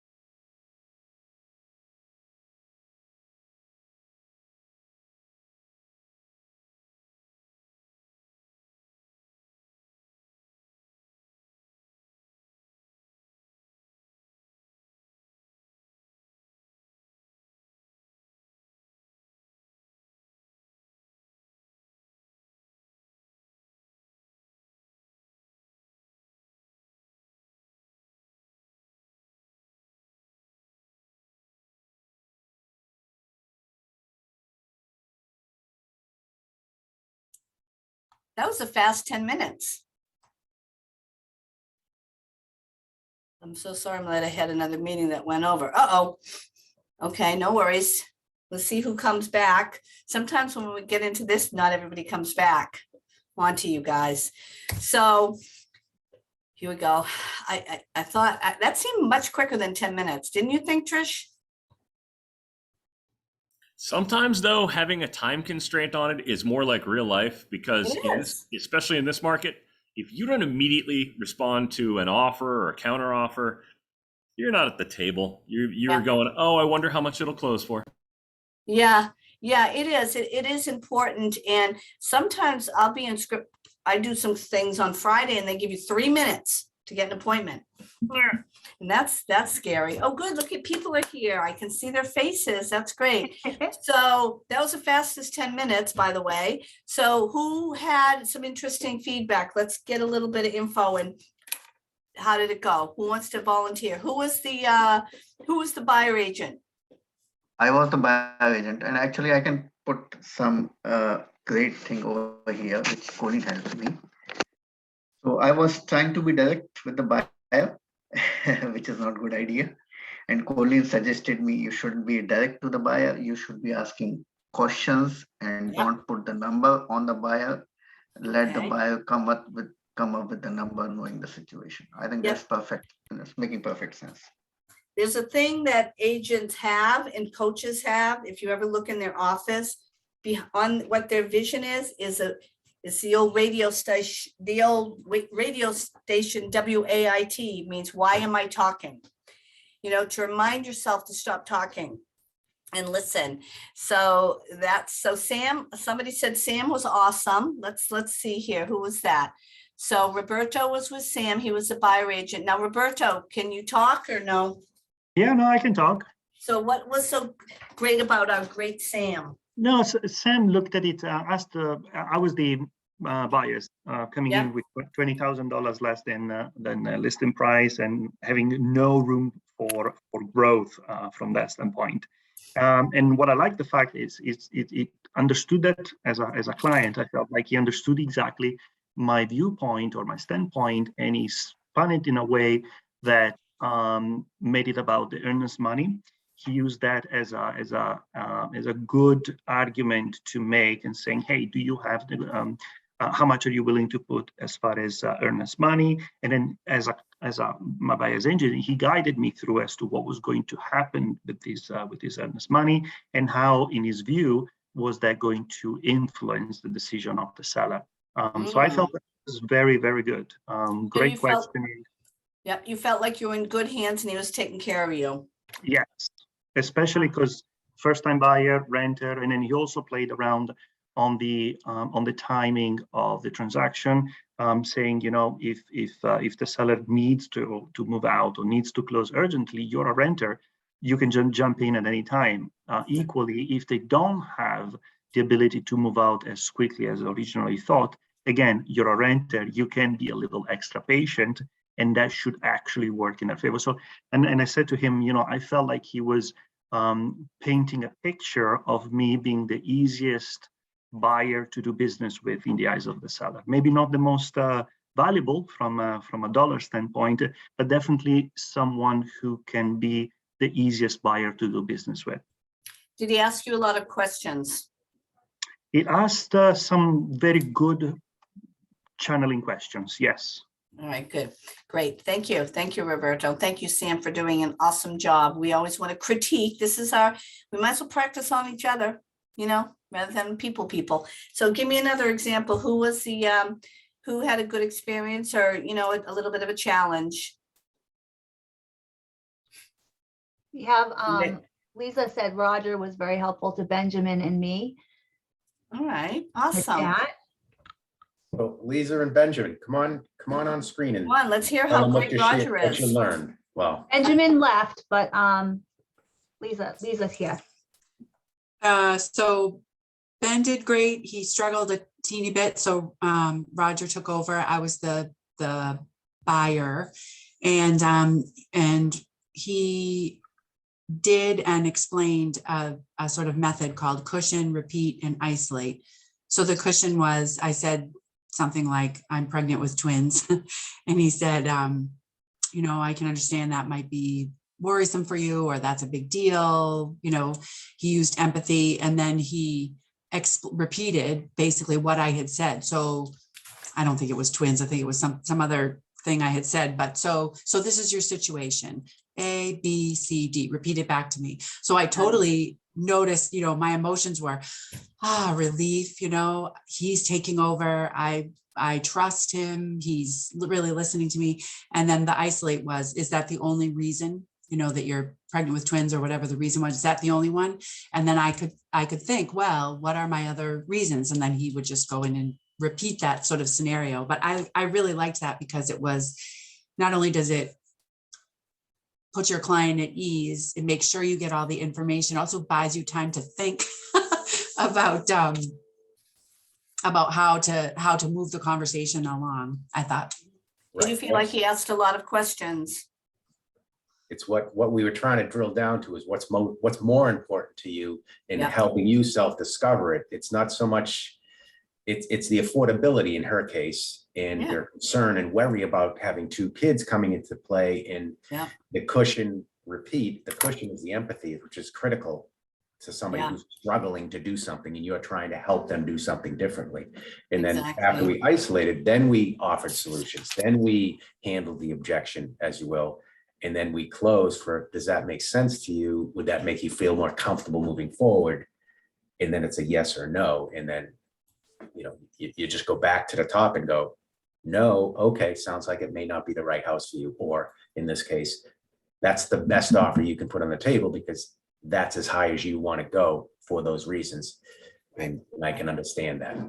Right. It's all about, you know, really getting into what's the motivation, and where do you want to land at the end of the day. One more quick feedback on the role play.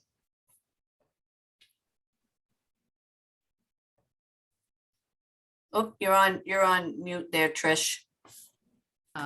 Deb, I got to observe and really learned some great questions from Deb.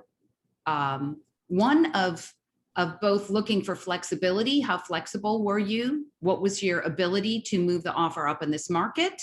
And then also the, how would you feel if you didn't get the house? Because you were able to get to the motivation, and then it seemed like you were then able to negotiate from that motivation.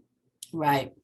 So, yeah, I mean, that's, you know, there's all different ways of looking at it. I do think in this little scenario, the only thing the buyer has going for her is she's flexible. But, you know, hey, you never know what's going to happen. So I think that was a good exercise. So let's like kind of move along. I liked, we'll be doing another one of those, and you'll end up all in the same room. So that'll be fun. So I'm on slide 14, and we're going to page 10. Now we're going to talk about presenting the offer.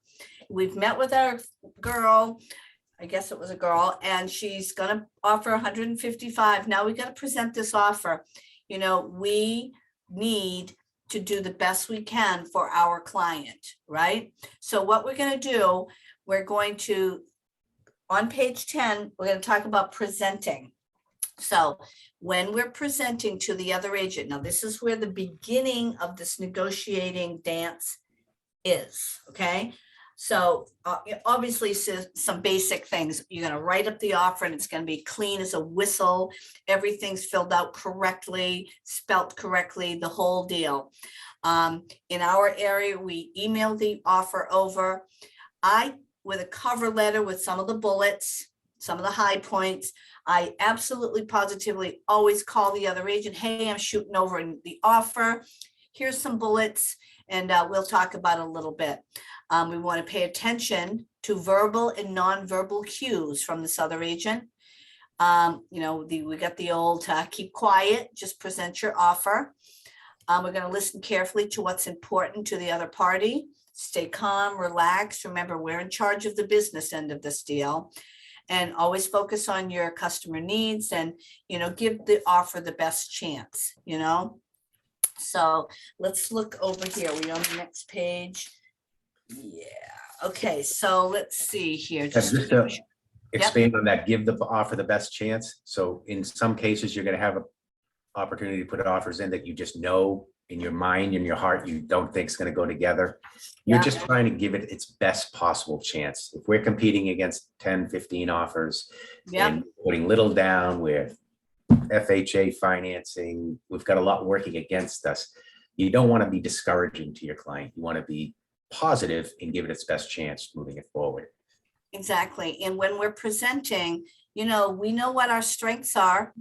And, we can lay it out on as thick as we want, depending on your list agent, how they're going to respond to it. And we're going to do it. The next exercise is presenting the offer to someone. So that'll be cool. So let's turn to page 11 and just give it a quick review. Basically it's, oops, I think we need one more slide there. Yep. So basically, we're going to learn. We're going to, do the old ask what and how questions. The buyer wants to close in 60 days and the seller wants to close in 30 days, those kind of things. You want to understand all of that to help you, really, figure out how to present it the best way. Obviously, we've got a great buyer. She's super flexible. She's got a fantastic lender. Here's his or her name. Call her up. We've got a great pre-qual. She's really loves it and she wants to live, you can lay it on a little bit thick, and depending on the listing agent, they may relay all of that personal, emotional stuff to their seller, which can be a negotiating thing for you. So anyways, let's kind of move on a little bit to the next piece, which is called, kind of partnering up here. We'll do another role play. Now we want to, all right, let me just make sure we're on the same page here, guys. So we want to read page 12. So we're going to go back into our breakout rooms, and now we're going to look at another scenario. Okay. And I'll read it to you. Okay. So we're going to using the property. Okay, we have a new house. The property has 4 bedrooms, 3.5 baths, and listed at $350,000 in a well-established neighborhood. The house requires new carpeting and throughout the first floor and a new garage door. 3 offers have been made, but all were below the asking price. So the buyer agent, somebody's going to be a buyer agent. Your buyer's going to make an offer for $340,000 for the house. They've been pre-approved. The buyers would like to close in the shortest time possible since they're moving from out of state and need a home for the family. And since they're leaving their appliances, they would like the appliances included in their $340,000 offer. Now, the listing agent role is this. Your sellers have raised their family in this home and are selling it and have many friends and family in the area. Since their children are all grown now, they no longer need the amount of space and they're moving to Florida. They would like to give all their appliances to their daughter who has just gone through a divorce. They will not be moving until they have sold their current house. And although they would like to get to Florida as soon as possible, they are ready to stand their ground regarding price. So what we're going to do, we're going to think, now you're going to go back into your rooms. And we're going to do basically positioning here. We're going to present our offer. Hey, here's my offer and all the supporting document. And we're going to have it negotiated. We're going to have a discussion with the other agent. Sam, you have a question? Yeah, Deb, is there any, I don't have that, I don't have the book. Can you post, can you share your screen while we're doing this? I don't know if it's possible for us to still see it. I don't know. Let me see. Where is this thing? How can we do this? Do you have it there, Colleen? Hang on. Yep, I think I can get it. Hold on. I know this is a thing with this regional and hybrid Ignite. Stop share for 1 second. Yeah, go find it. It's in the facilitator's guide. And then you can explain it. And basically you've got somebody's a buyer and they only want to pay $340,000 and they want their appliances and they want to move in right away. The other people, the seller, they want to stick to their price of $350,000 and they want their appliances. So we're going to have to figure out how to negotiate. Can you post a link to the materials? Let me see if I can do that. That's what I'm looking for that. This is the link to the whole, I hope that's it. That's to this, it's the, what do you call it? It's going to give you the whole workbook. Guide. Huh? I think it gives you the whole workbook. I don't know. See if somebody opens it, what they get.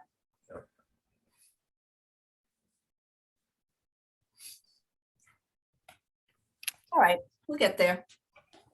So if it helps, Sam, what I did is when Deb was reading that, I was just writing quick little blurb notes, you know, everything she was making, you know, points and counterpoints. Ariel says it's the right material. Sweet. So, you know, go to, I have it as page 12 in your book. And basically, like Roger said, buyer agent wants to offer 340. She wants to get in right away and they want the appliances.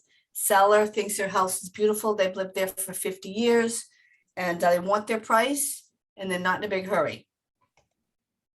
And they want to give their daughter their appliances. And you as the seller's agent, you know that there's 3 offers Next under, page. under the offer. Colleen. price. Got it. Nope. Yeah, I don't think so. I don't think you're in the participants guide. Here, let me do something. Nope, I'm back Let on me the screen share. You're on the slides. Yeah, I couldn't get the other one. Stop right. share. Yeah, Colleen, go up and stop share, Devil. Yeah, And I'll try to do mine here. Okay. Okay. Sorry, Wish you guys. luck. All It's right. all right. Let me find it. Well, you know what? I have the thing too. All right, hold on. Just hang tight, guys. We got this. We got it. Between all of us, we'll figure it out. So Deb, Yes. all I did was click on what you left in the chat, and it went right to the right book, and I scrolled down to page 12, and I've got it right here on screen. So it Okay. should be pretty straightforward to get. I have it, and I'm not that technically, advanced. All right, I got it right here. Hold on. I Nice feel thing, confident nice. right now. I feel very confident in my abilities. So I'm going to page 12. Sweet. Page 12 in the participants guide.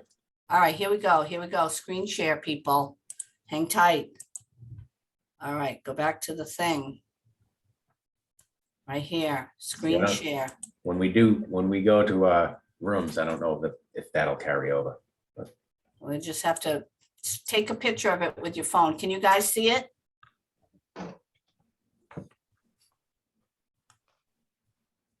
What's happening? Buyer's agent role. Yep. Listening. Real agent. play right here. Okay, so real play, employ the 3 Ps. Now we've prepared, now we're presenting, and now we're positioning. So here it is, buyer agent role. Your client has found the house they love and it's the neighborhood they want. Now these thingies. It is at the top of their price range. It does need, I'm in the wrong page. Hold on.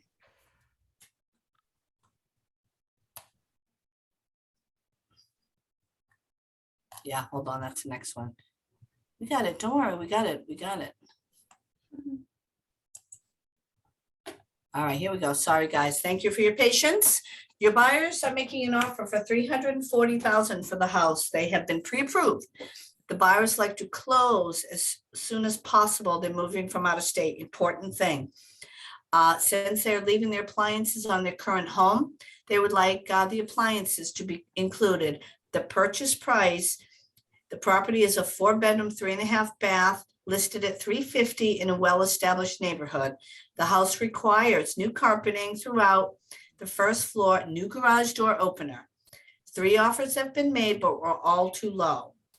The listing agent's thing is the sellers have raised their family in the house and you are selling it, and they have many friends and family, meaning they're emotionally attached. Since their children are now grown, they no longer need the amount of space and they're moving to Florida.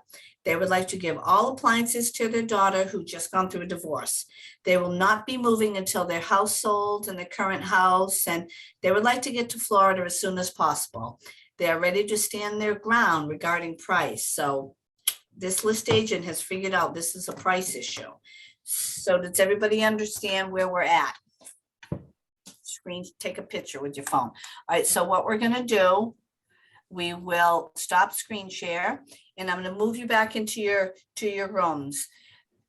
Quickly do a decision. I'm gonna be the buyer agent, I'm gonna be the seller agent, and let's just go for it.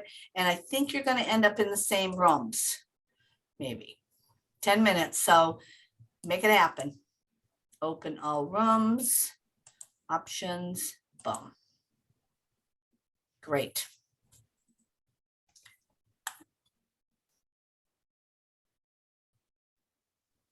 Sorry, I know I came in at the last minute, but if I could just listen in on somebody, that'll. Yep.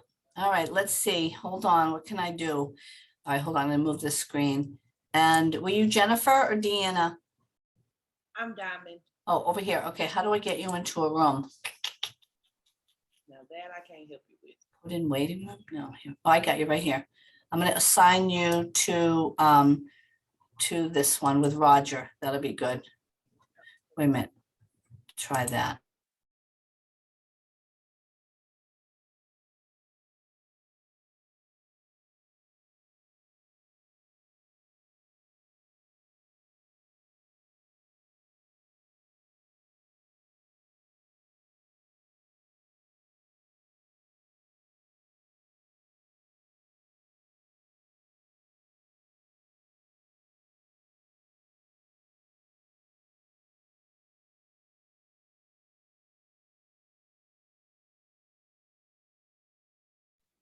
Deb, I can see your mouth moving. It sounds like you said my name, but I can't hear you anymore. Yeah, sorry. I'm trying to get you to a room and I'm having a little trouble. All right, hold on. What's this button?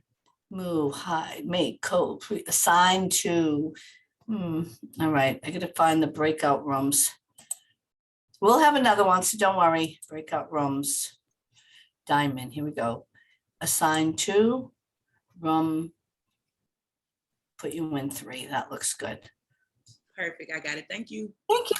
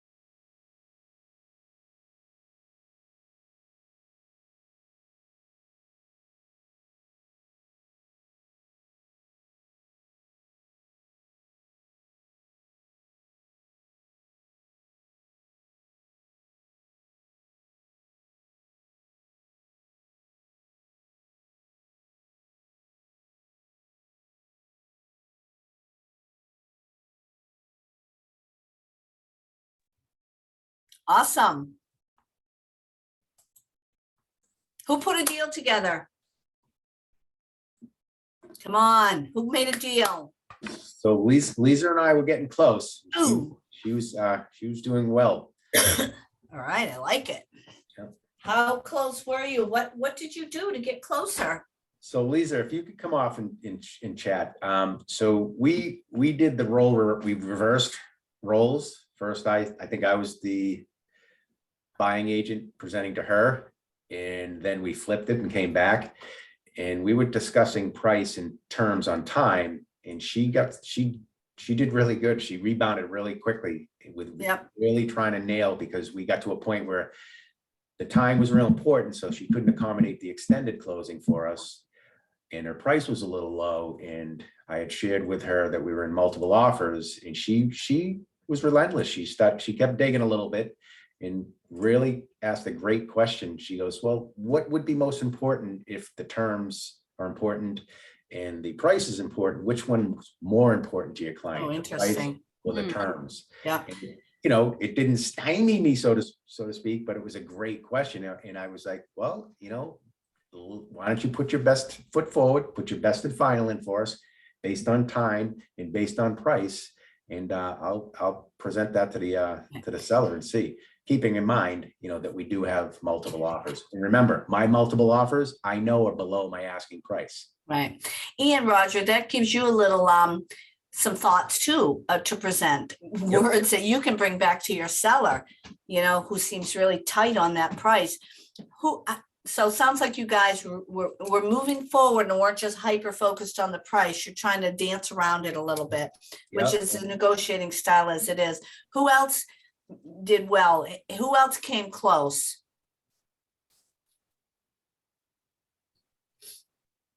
I would say that Ariel being the buyer's agent in our scenario, and me being the listing agent, I think we did end up agreeing. Yeah, we came to we made a deal. Yeah, she came up too, but she also pointed out that she's you know, okay, take your appliances with you, which in her mind amounted to, you know, 12 grand. I mean, she's like, so you're getting 362 for this because we're going to have to buy our own appliances. And yeah, you're keeping a certain value here, but we understand we're going to come up 2 more. So that was cool. All right. And I like that. But one caveat here, remember, we have to check with our sellers and buyers before we're doing these hard negotiations.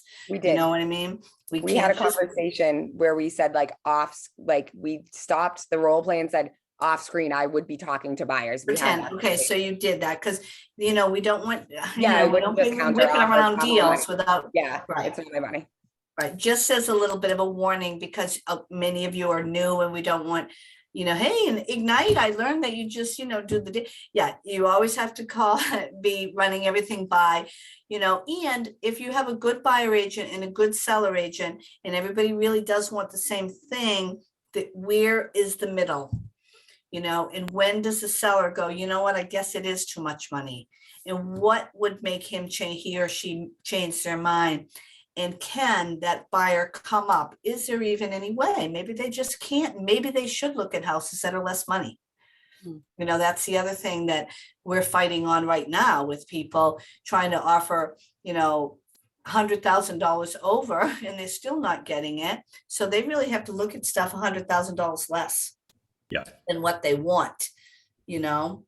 So it's interesting. So any other feedback on that role play? And we'll move along to some of these counter tactics, and we might have time for one more little quickie one.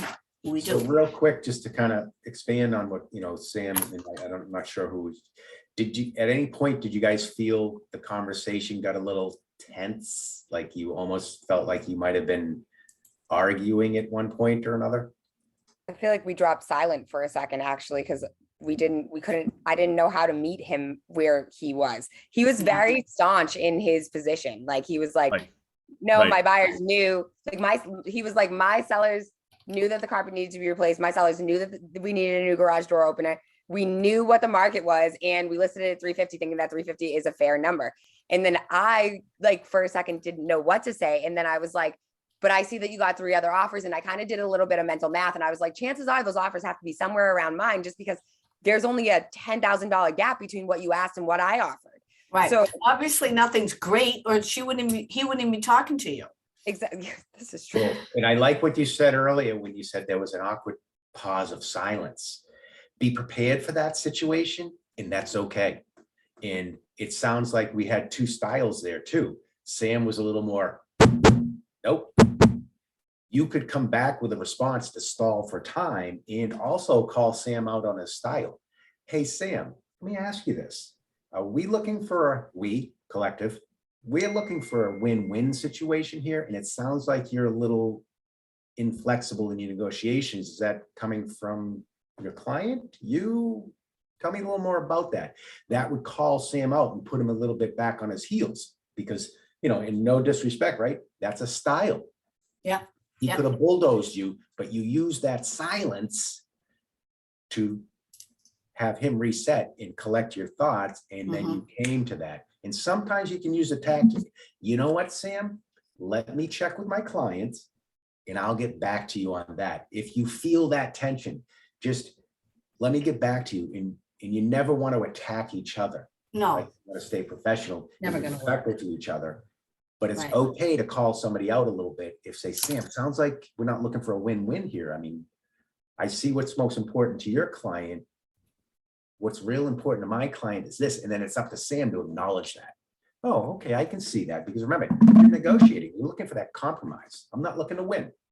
I think I need to. And I'll be honest with you. My ego wants to win. And again, that was purely a role I was playing. I would never go into it. Well, we are holding at 350. No, if I haven't already explained to my seller that we're going to negotiate and I'm going to get you the best deal we can, I'm going to try to bring you the best we can. Right. But I'm not going to stick to a solid, this is the asking price and this is it. But It's I'm called like an really asking price. appreciative that that's how you chose to approach it, because you just made it like more difficult, like as opposed to like in my head, I accepted this to be like, I'm like, well, we're role playing, so he's gonna come out sweet. And you were like, no, 350, like we're holding firm, like, and we don't care that you're giving up the appliances because we already told you we were keeping them. Yeah, it's very interesting. You will see as you go through this business, different people's different negotiating styles. And you must learn how to work with trying to like adapt to that, like to their style, like however they come out of the gate and figuring out what is the best way to navigate that style. Yeah, and that's a whole class in itself, that whole body language and learning people's tone and how fast they speak and if they're interested or not in even talking to you, So, and to the point, he had 3 other offers. You're coming in 10 low and you want everything. And, it's interesting, if there was offers over asking, the discussion would be different. So I think it's really interesting. So moving to the next part here, guys, and then we got one more thing and then we'll be done. How does everybody like doing that role play and learning that way? Yeah, I think it's good. It's weird, but go right into it. Pretend that you're the girl from right out of college who can't afford a house. So, Sam, like you got to get right into it. It's kind of fun and it is very helpful, and do it as much as you can. So I'm going to do a quick screen share because the next piece is talking about, this is out of your booklet. This is page 13. We've touched on this a bit, but there are some specific negotiating tactics that people use. And then you have to figure out, of these tactics, how do you handle them? All right. And we'll just read through them really quickly. So let me move my thingy here. So the first one is they start nibbling. Once your client has agreed upon one big concession, then they start picking at you for more. And after Ignite, in 3 years, you're going to get this person, you're going to go, that's that nibbling thing that I learned from wherever, right? So what do you do when somebody starts nibbling? They've agreed to your date. Now they're going to keep picking at you on those appliances. How do you handle that nibbling? Any thoughts? Be preemptive and say, well, we gave up this. Is there any way that you could like immediately throw them a counter? Okay. Yeah, you got to nibble back.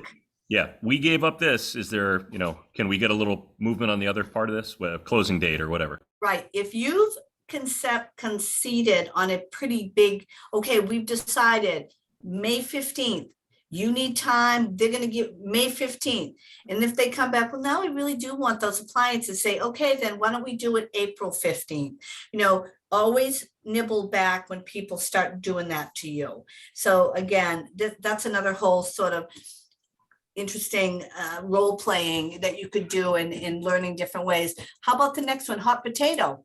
The other party tries to pass a problem on to you. For example, the co-op agent tries to pass all the closing costs to your clients because their client can't afford them.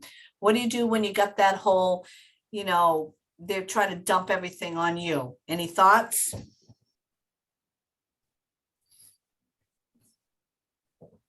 Well, what would be the timing of this? All that should have already been negotiated, right?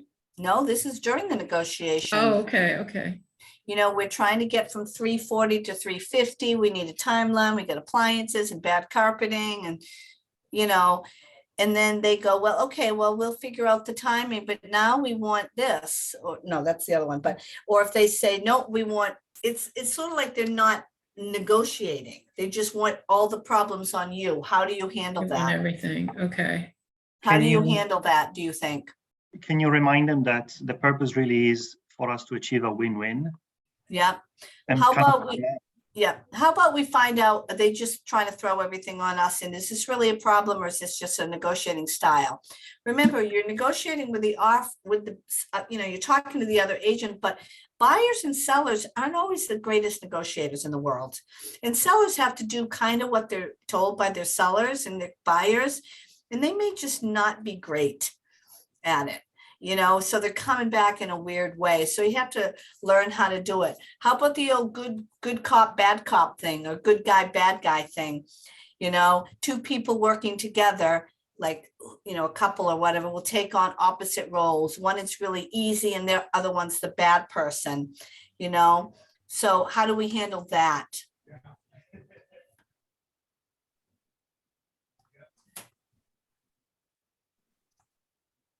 Any thoughts? What do we do when we go, oh, well, the husband is super nice and he'll agree to anything, but she won't do anything, or one of the guys won't, how do we handle that type of scene?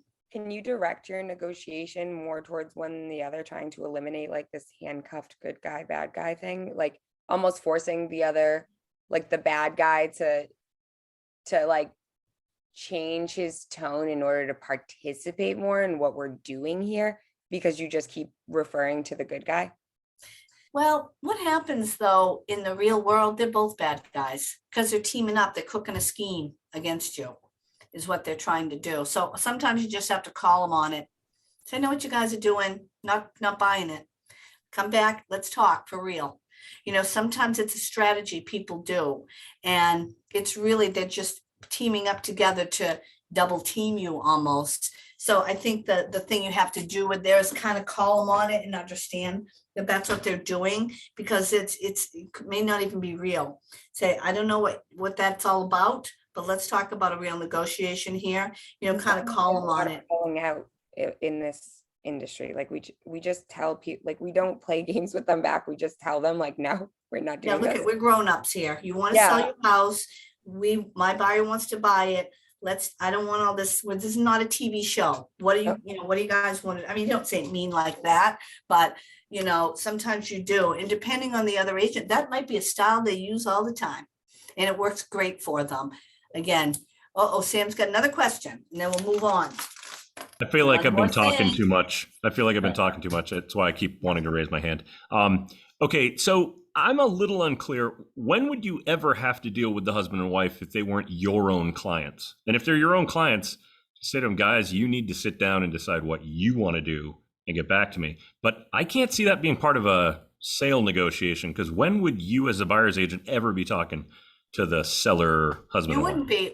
This can happen with your own buyers, is what we're saying.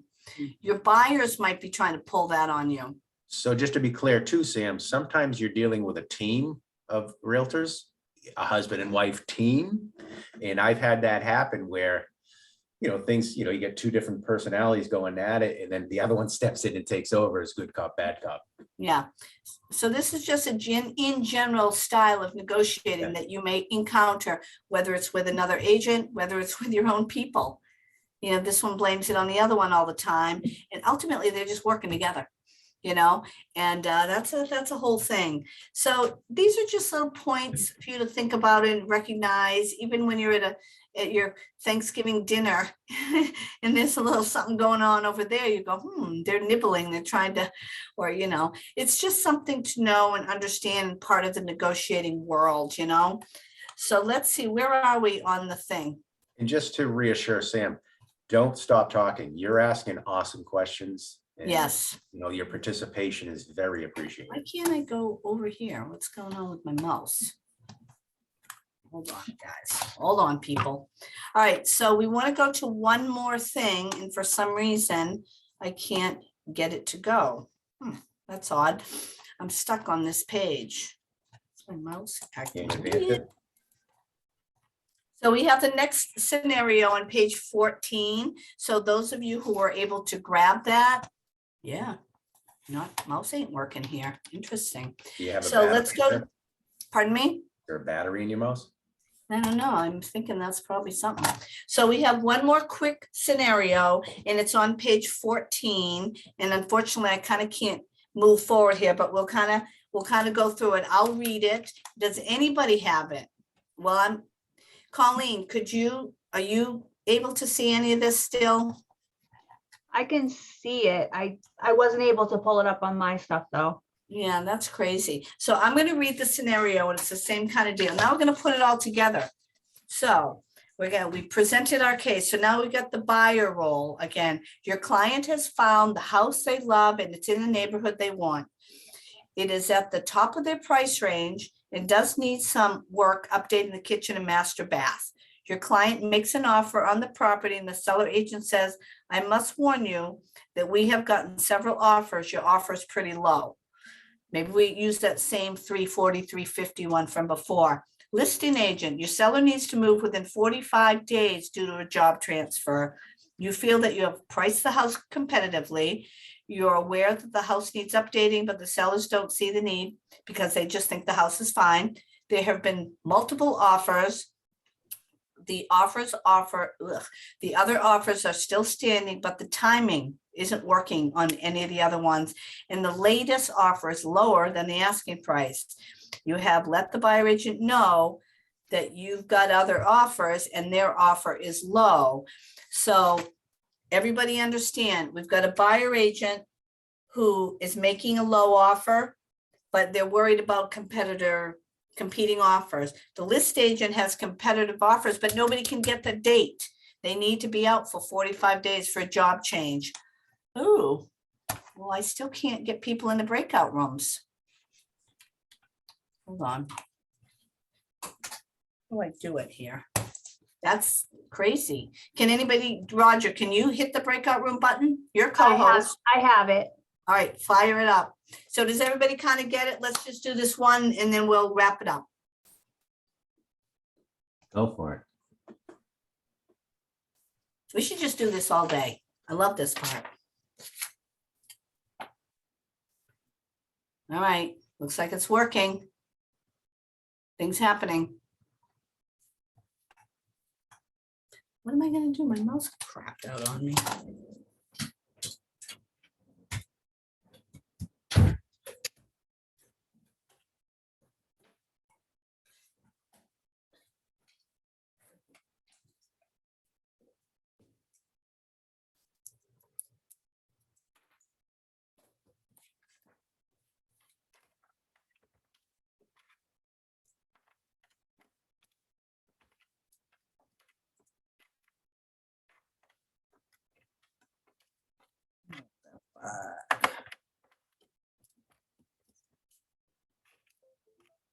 Hey, check it out. Oh, that worked.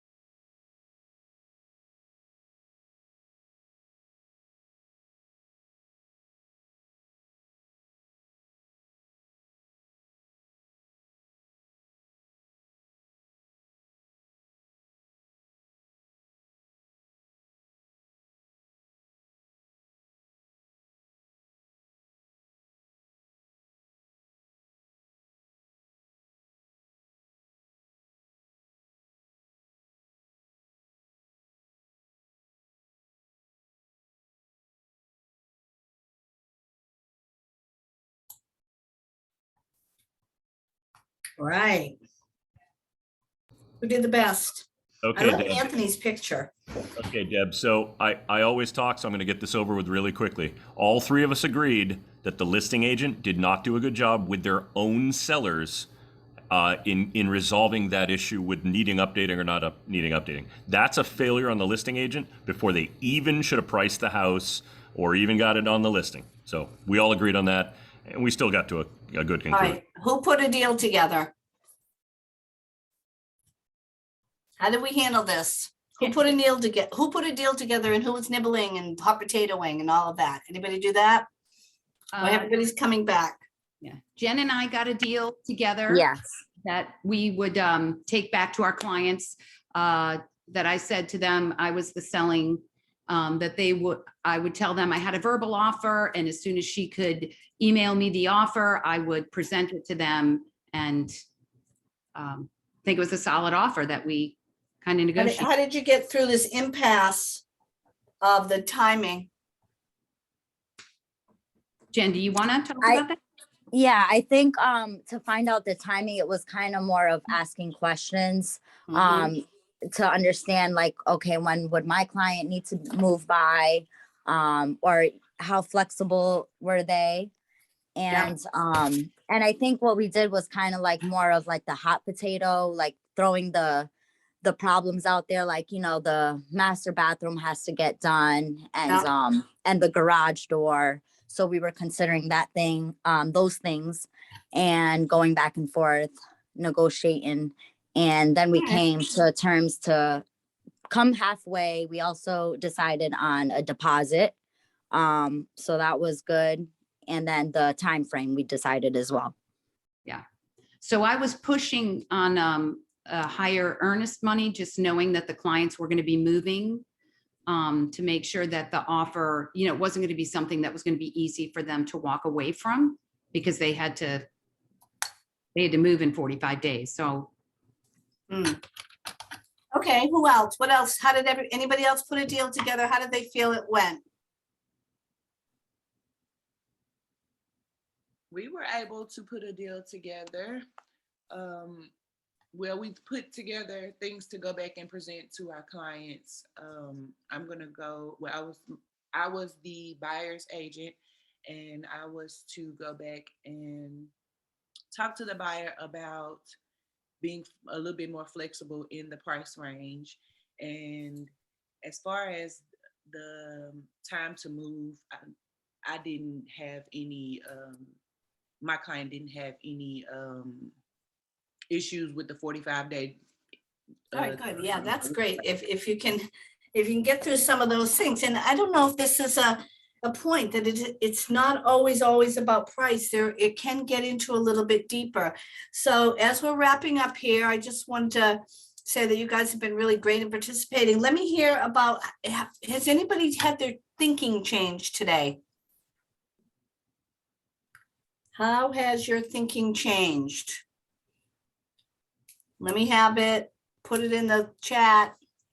How has your thinking changed with negotiating? I think we should bring the other party. As I was discussing with Carolyn. Carolyn is superb. First of all, I must appreciate her, the kind of guidance she is giving. So what I learned from Caroline and with the discussion, that we have to go deep, as deep as possible, to find the right deal which can put us into a win-win situation. So a lot of questions has to be asked to drill down to the bottom of the deal. I like it. All right, I like that. That's perfect. And that is exactly what, always have a dog or a cat or somebody. What do you feel differently about? What was meaningful to you guys? Anybody today? Pay attention, no indifferent. Yep. What do you feel differently about, and what was meaningful to anyone today? So Jennifer says, paying attention and knowing the different styles of negotiating is very helpful so we can learn how to deal with them. Yeah, that is awesome. That is exactly true. The more you know, the better you get at it. All right. And I think to add on to that too is, you know, and I know Roger kind of alluded to it earlier, but you really have to tap into the person that you're talking to and listening to. You have to understand how they're feeling, you know, like, Are they comfortable? Are they uncomfortable? Are they understanding what you're explaining to them? You know, you really have to read them so that you make sure that you're up on the same page.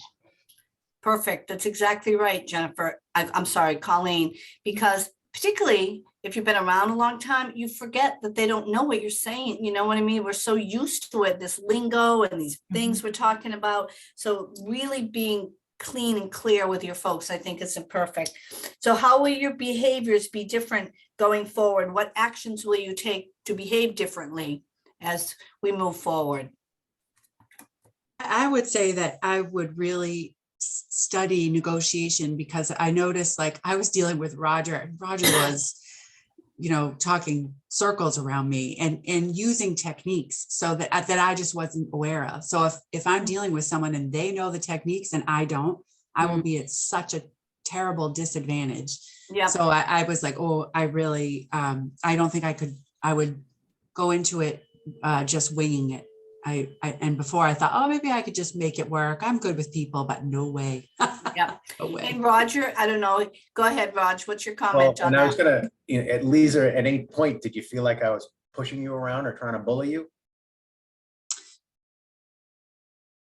No, but I understood that you I knew I were could. a seasoned professional and I was playing catch up. But you were kind. You were always fair. Right. I was being reasonable with you. And if you ever get yourself into a sense of that, you know, I'm being professional. I'm understanding what I'm negotiating against.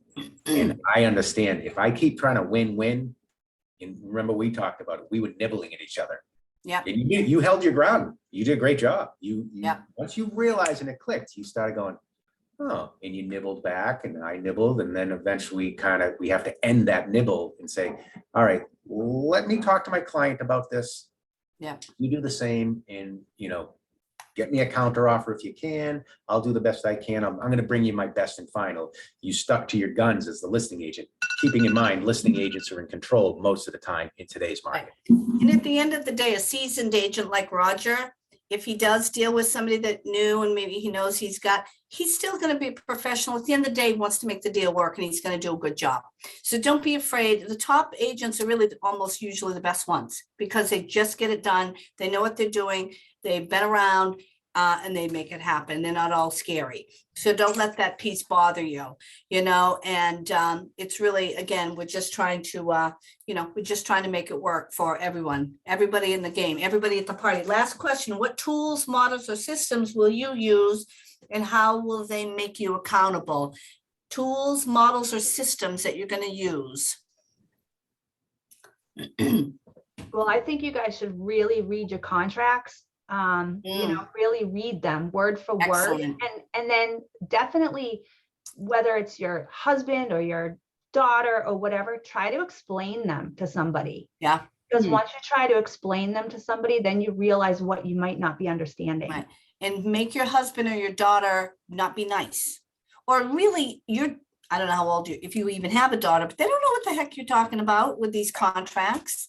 So let's make sure we practice and practice and practice and do it. Find a partner at the office, or again, it's really good to do an offer with somebody who doesn't know what the heck you're talking about. And in this paperwork that really will say, what the heck does that mean? What do you mean a mortgage? What? I don't know, So, I like that idea. Practice, know your paperwork. And that was page 8 or whatever. So I think my takeaway is you guys are really into it and on it. And I think you're going to be fantastic. I love the engagement in negotiating because it's an important piece. Right now, you're lead generating, calling and all that kind of stuff. Remember, call people you know. Don't chase around people you don't know for a while. Okay? Just call people you know. Tell them, hey, how's it going? You do that every quarter, you'll be fine. Learn your techniques. There's tons of books, but doing it is the best way to get it done. Any last words from you, Roger, before we close this fabulous class? Yes, thank you so much, Deb, Colleen, as well. Yeah, thanks, for all Colleen. your awesome questions, and anybody who asked a question in this class, thank you so much for participating and getting involved. Practice. It's scripting, and it's not reading a script. It's getting the scripts down and practice. That will come with time. Yeah. You know, so just be patient with yourselves and just engage, just show up every day for everything you can and learn. Just be a sponge for now. Right. And And I was just gonna remember, jump, sorry, I was Learn- gonna jump on, Deb, to Lisa's point. When you get in with those, agents that know what they're doing, tap in, listen to what they're doing, learn from that experience, how did they handle that? What did they do next? What questions did they ask? How did they keep things moving? The who, what, when, where, why, how, right? Just keep asking those questions, because next time, you know what? You're going to be that agent that's going to take those tips, and you're going to do it in the next one. And then absolutely, no need to reinvent the wheel here, let's learn from those who know, and just before you know it, you're going to be teaching Ignite, all of you. Yep. All of you. And when you can teach it, you've mastered it. Oh, geez. All right, guys, I'm gonna let you go. Stay safe, stay healthy. Have a great day. And tomorrow's class is financial basics. Whoa, that's interesting too. All right, good luck, guys. Here's my phone. If you need me, call me. Have a great day. We'll see you. Thanks, Dad. Yeah, bye-bye. Thank you. Have a great day. Thank you.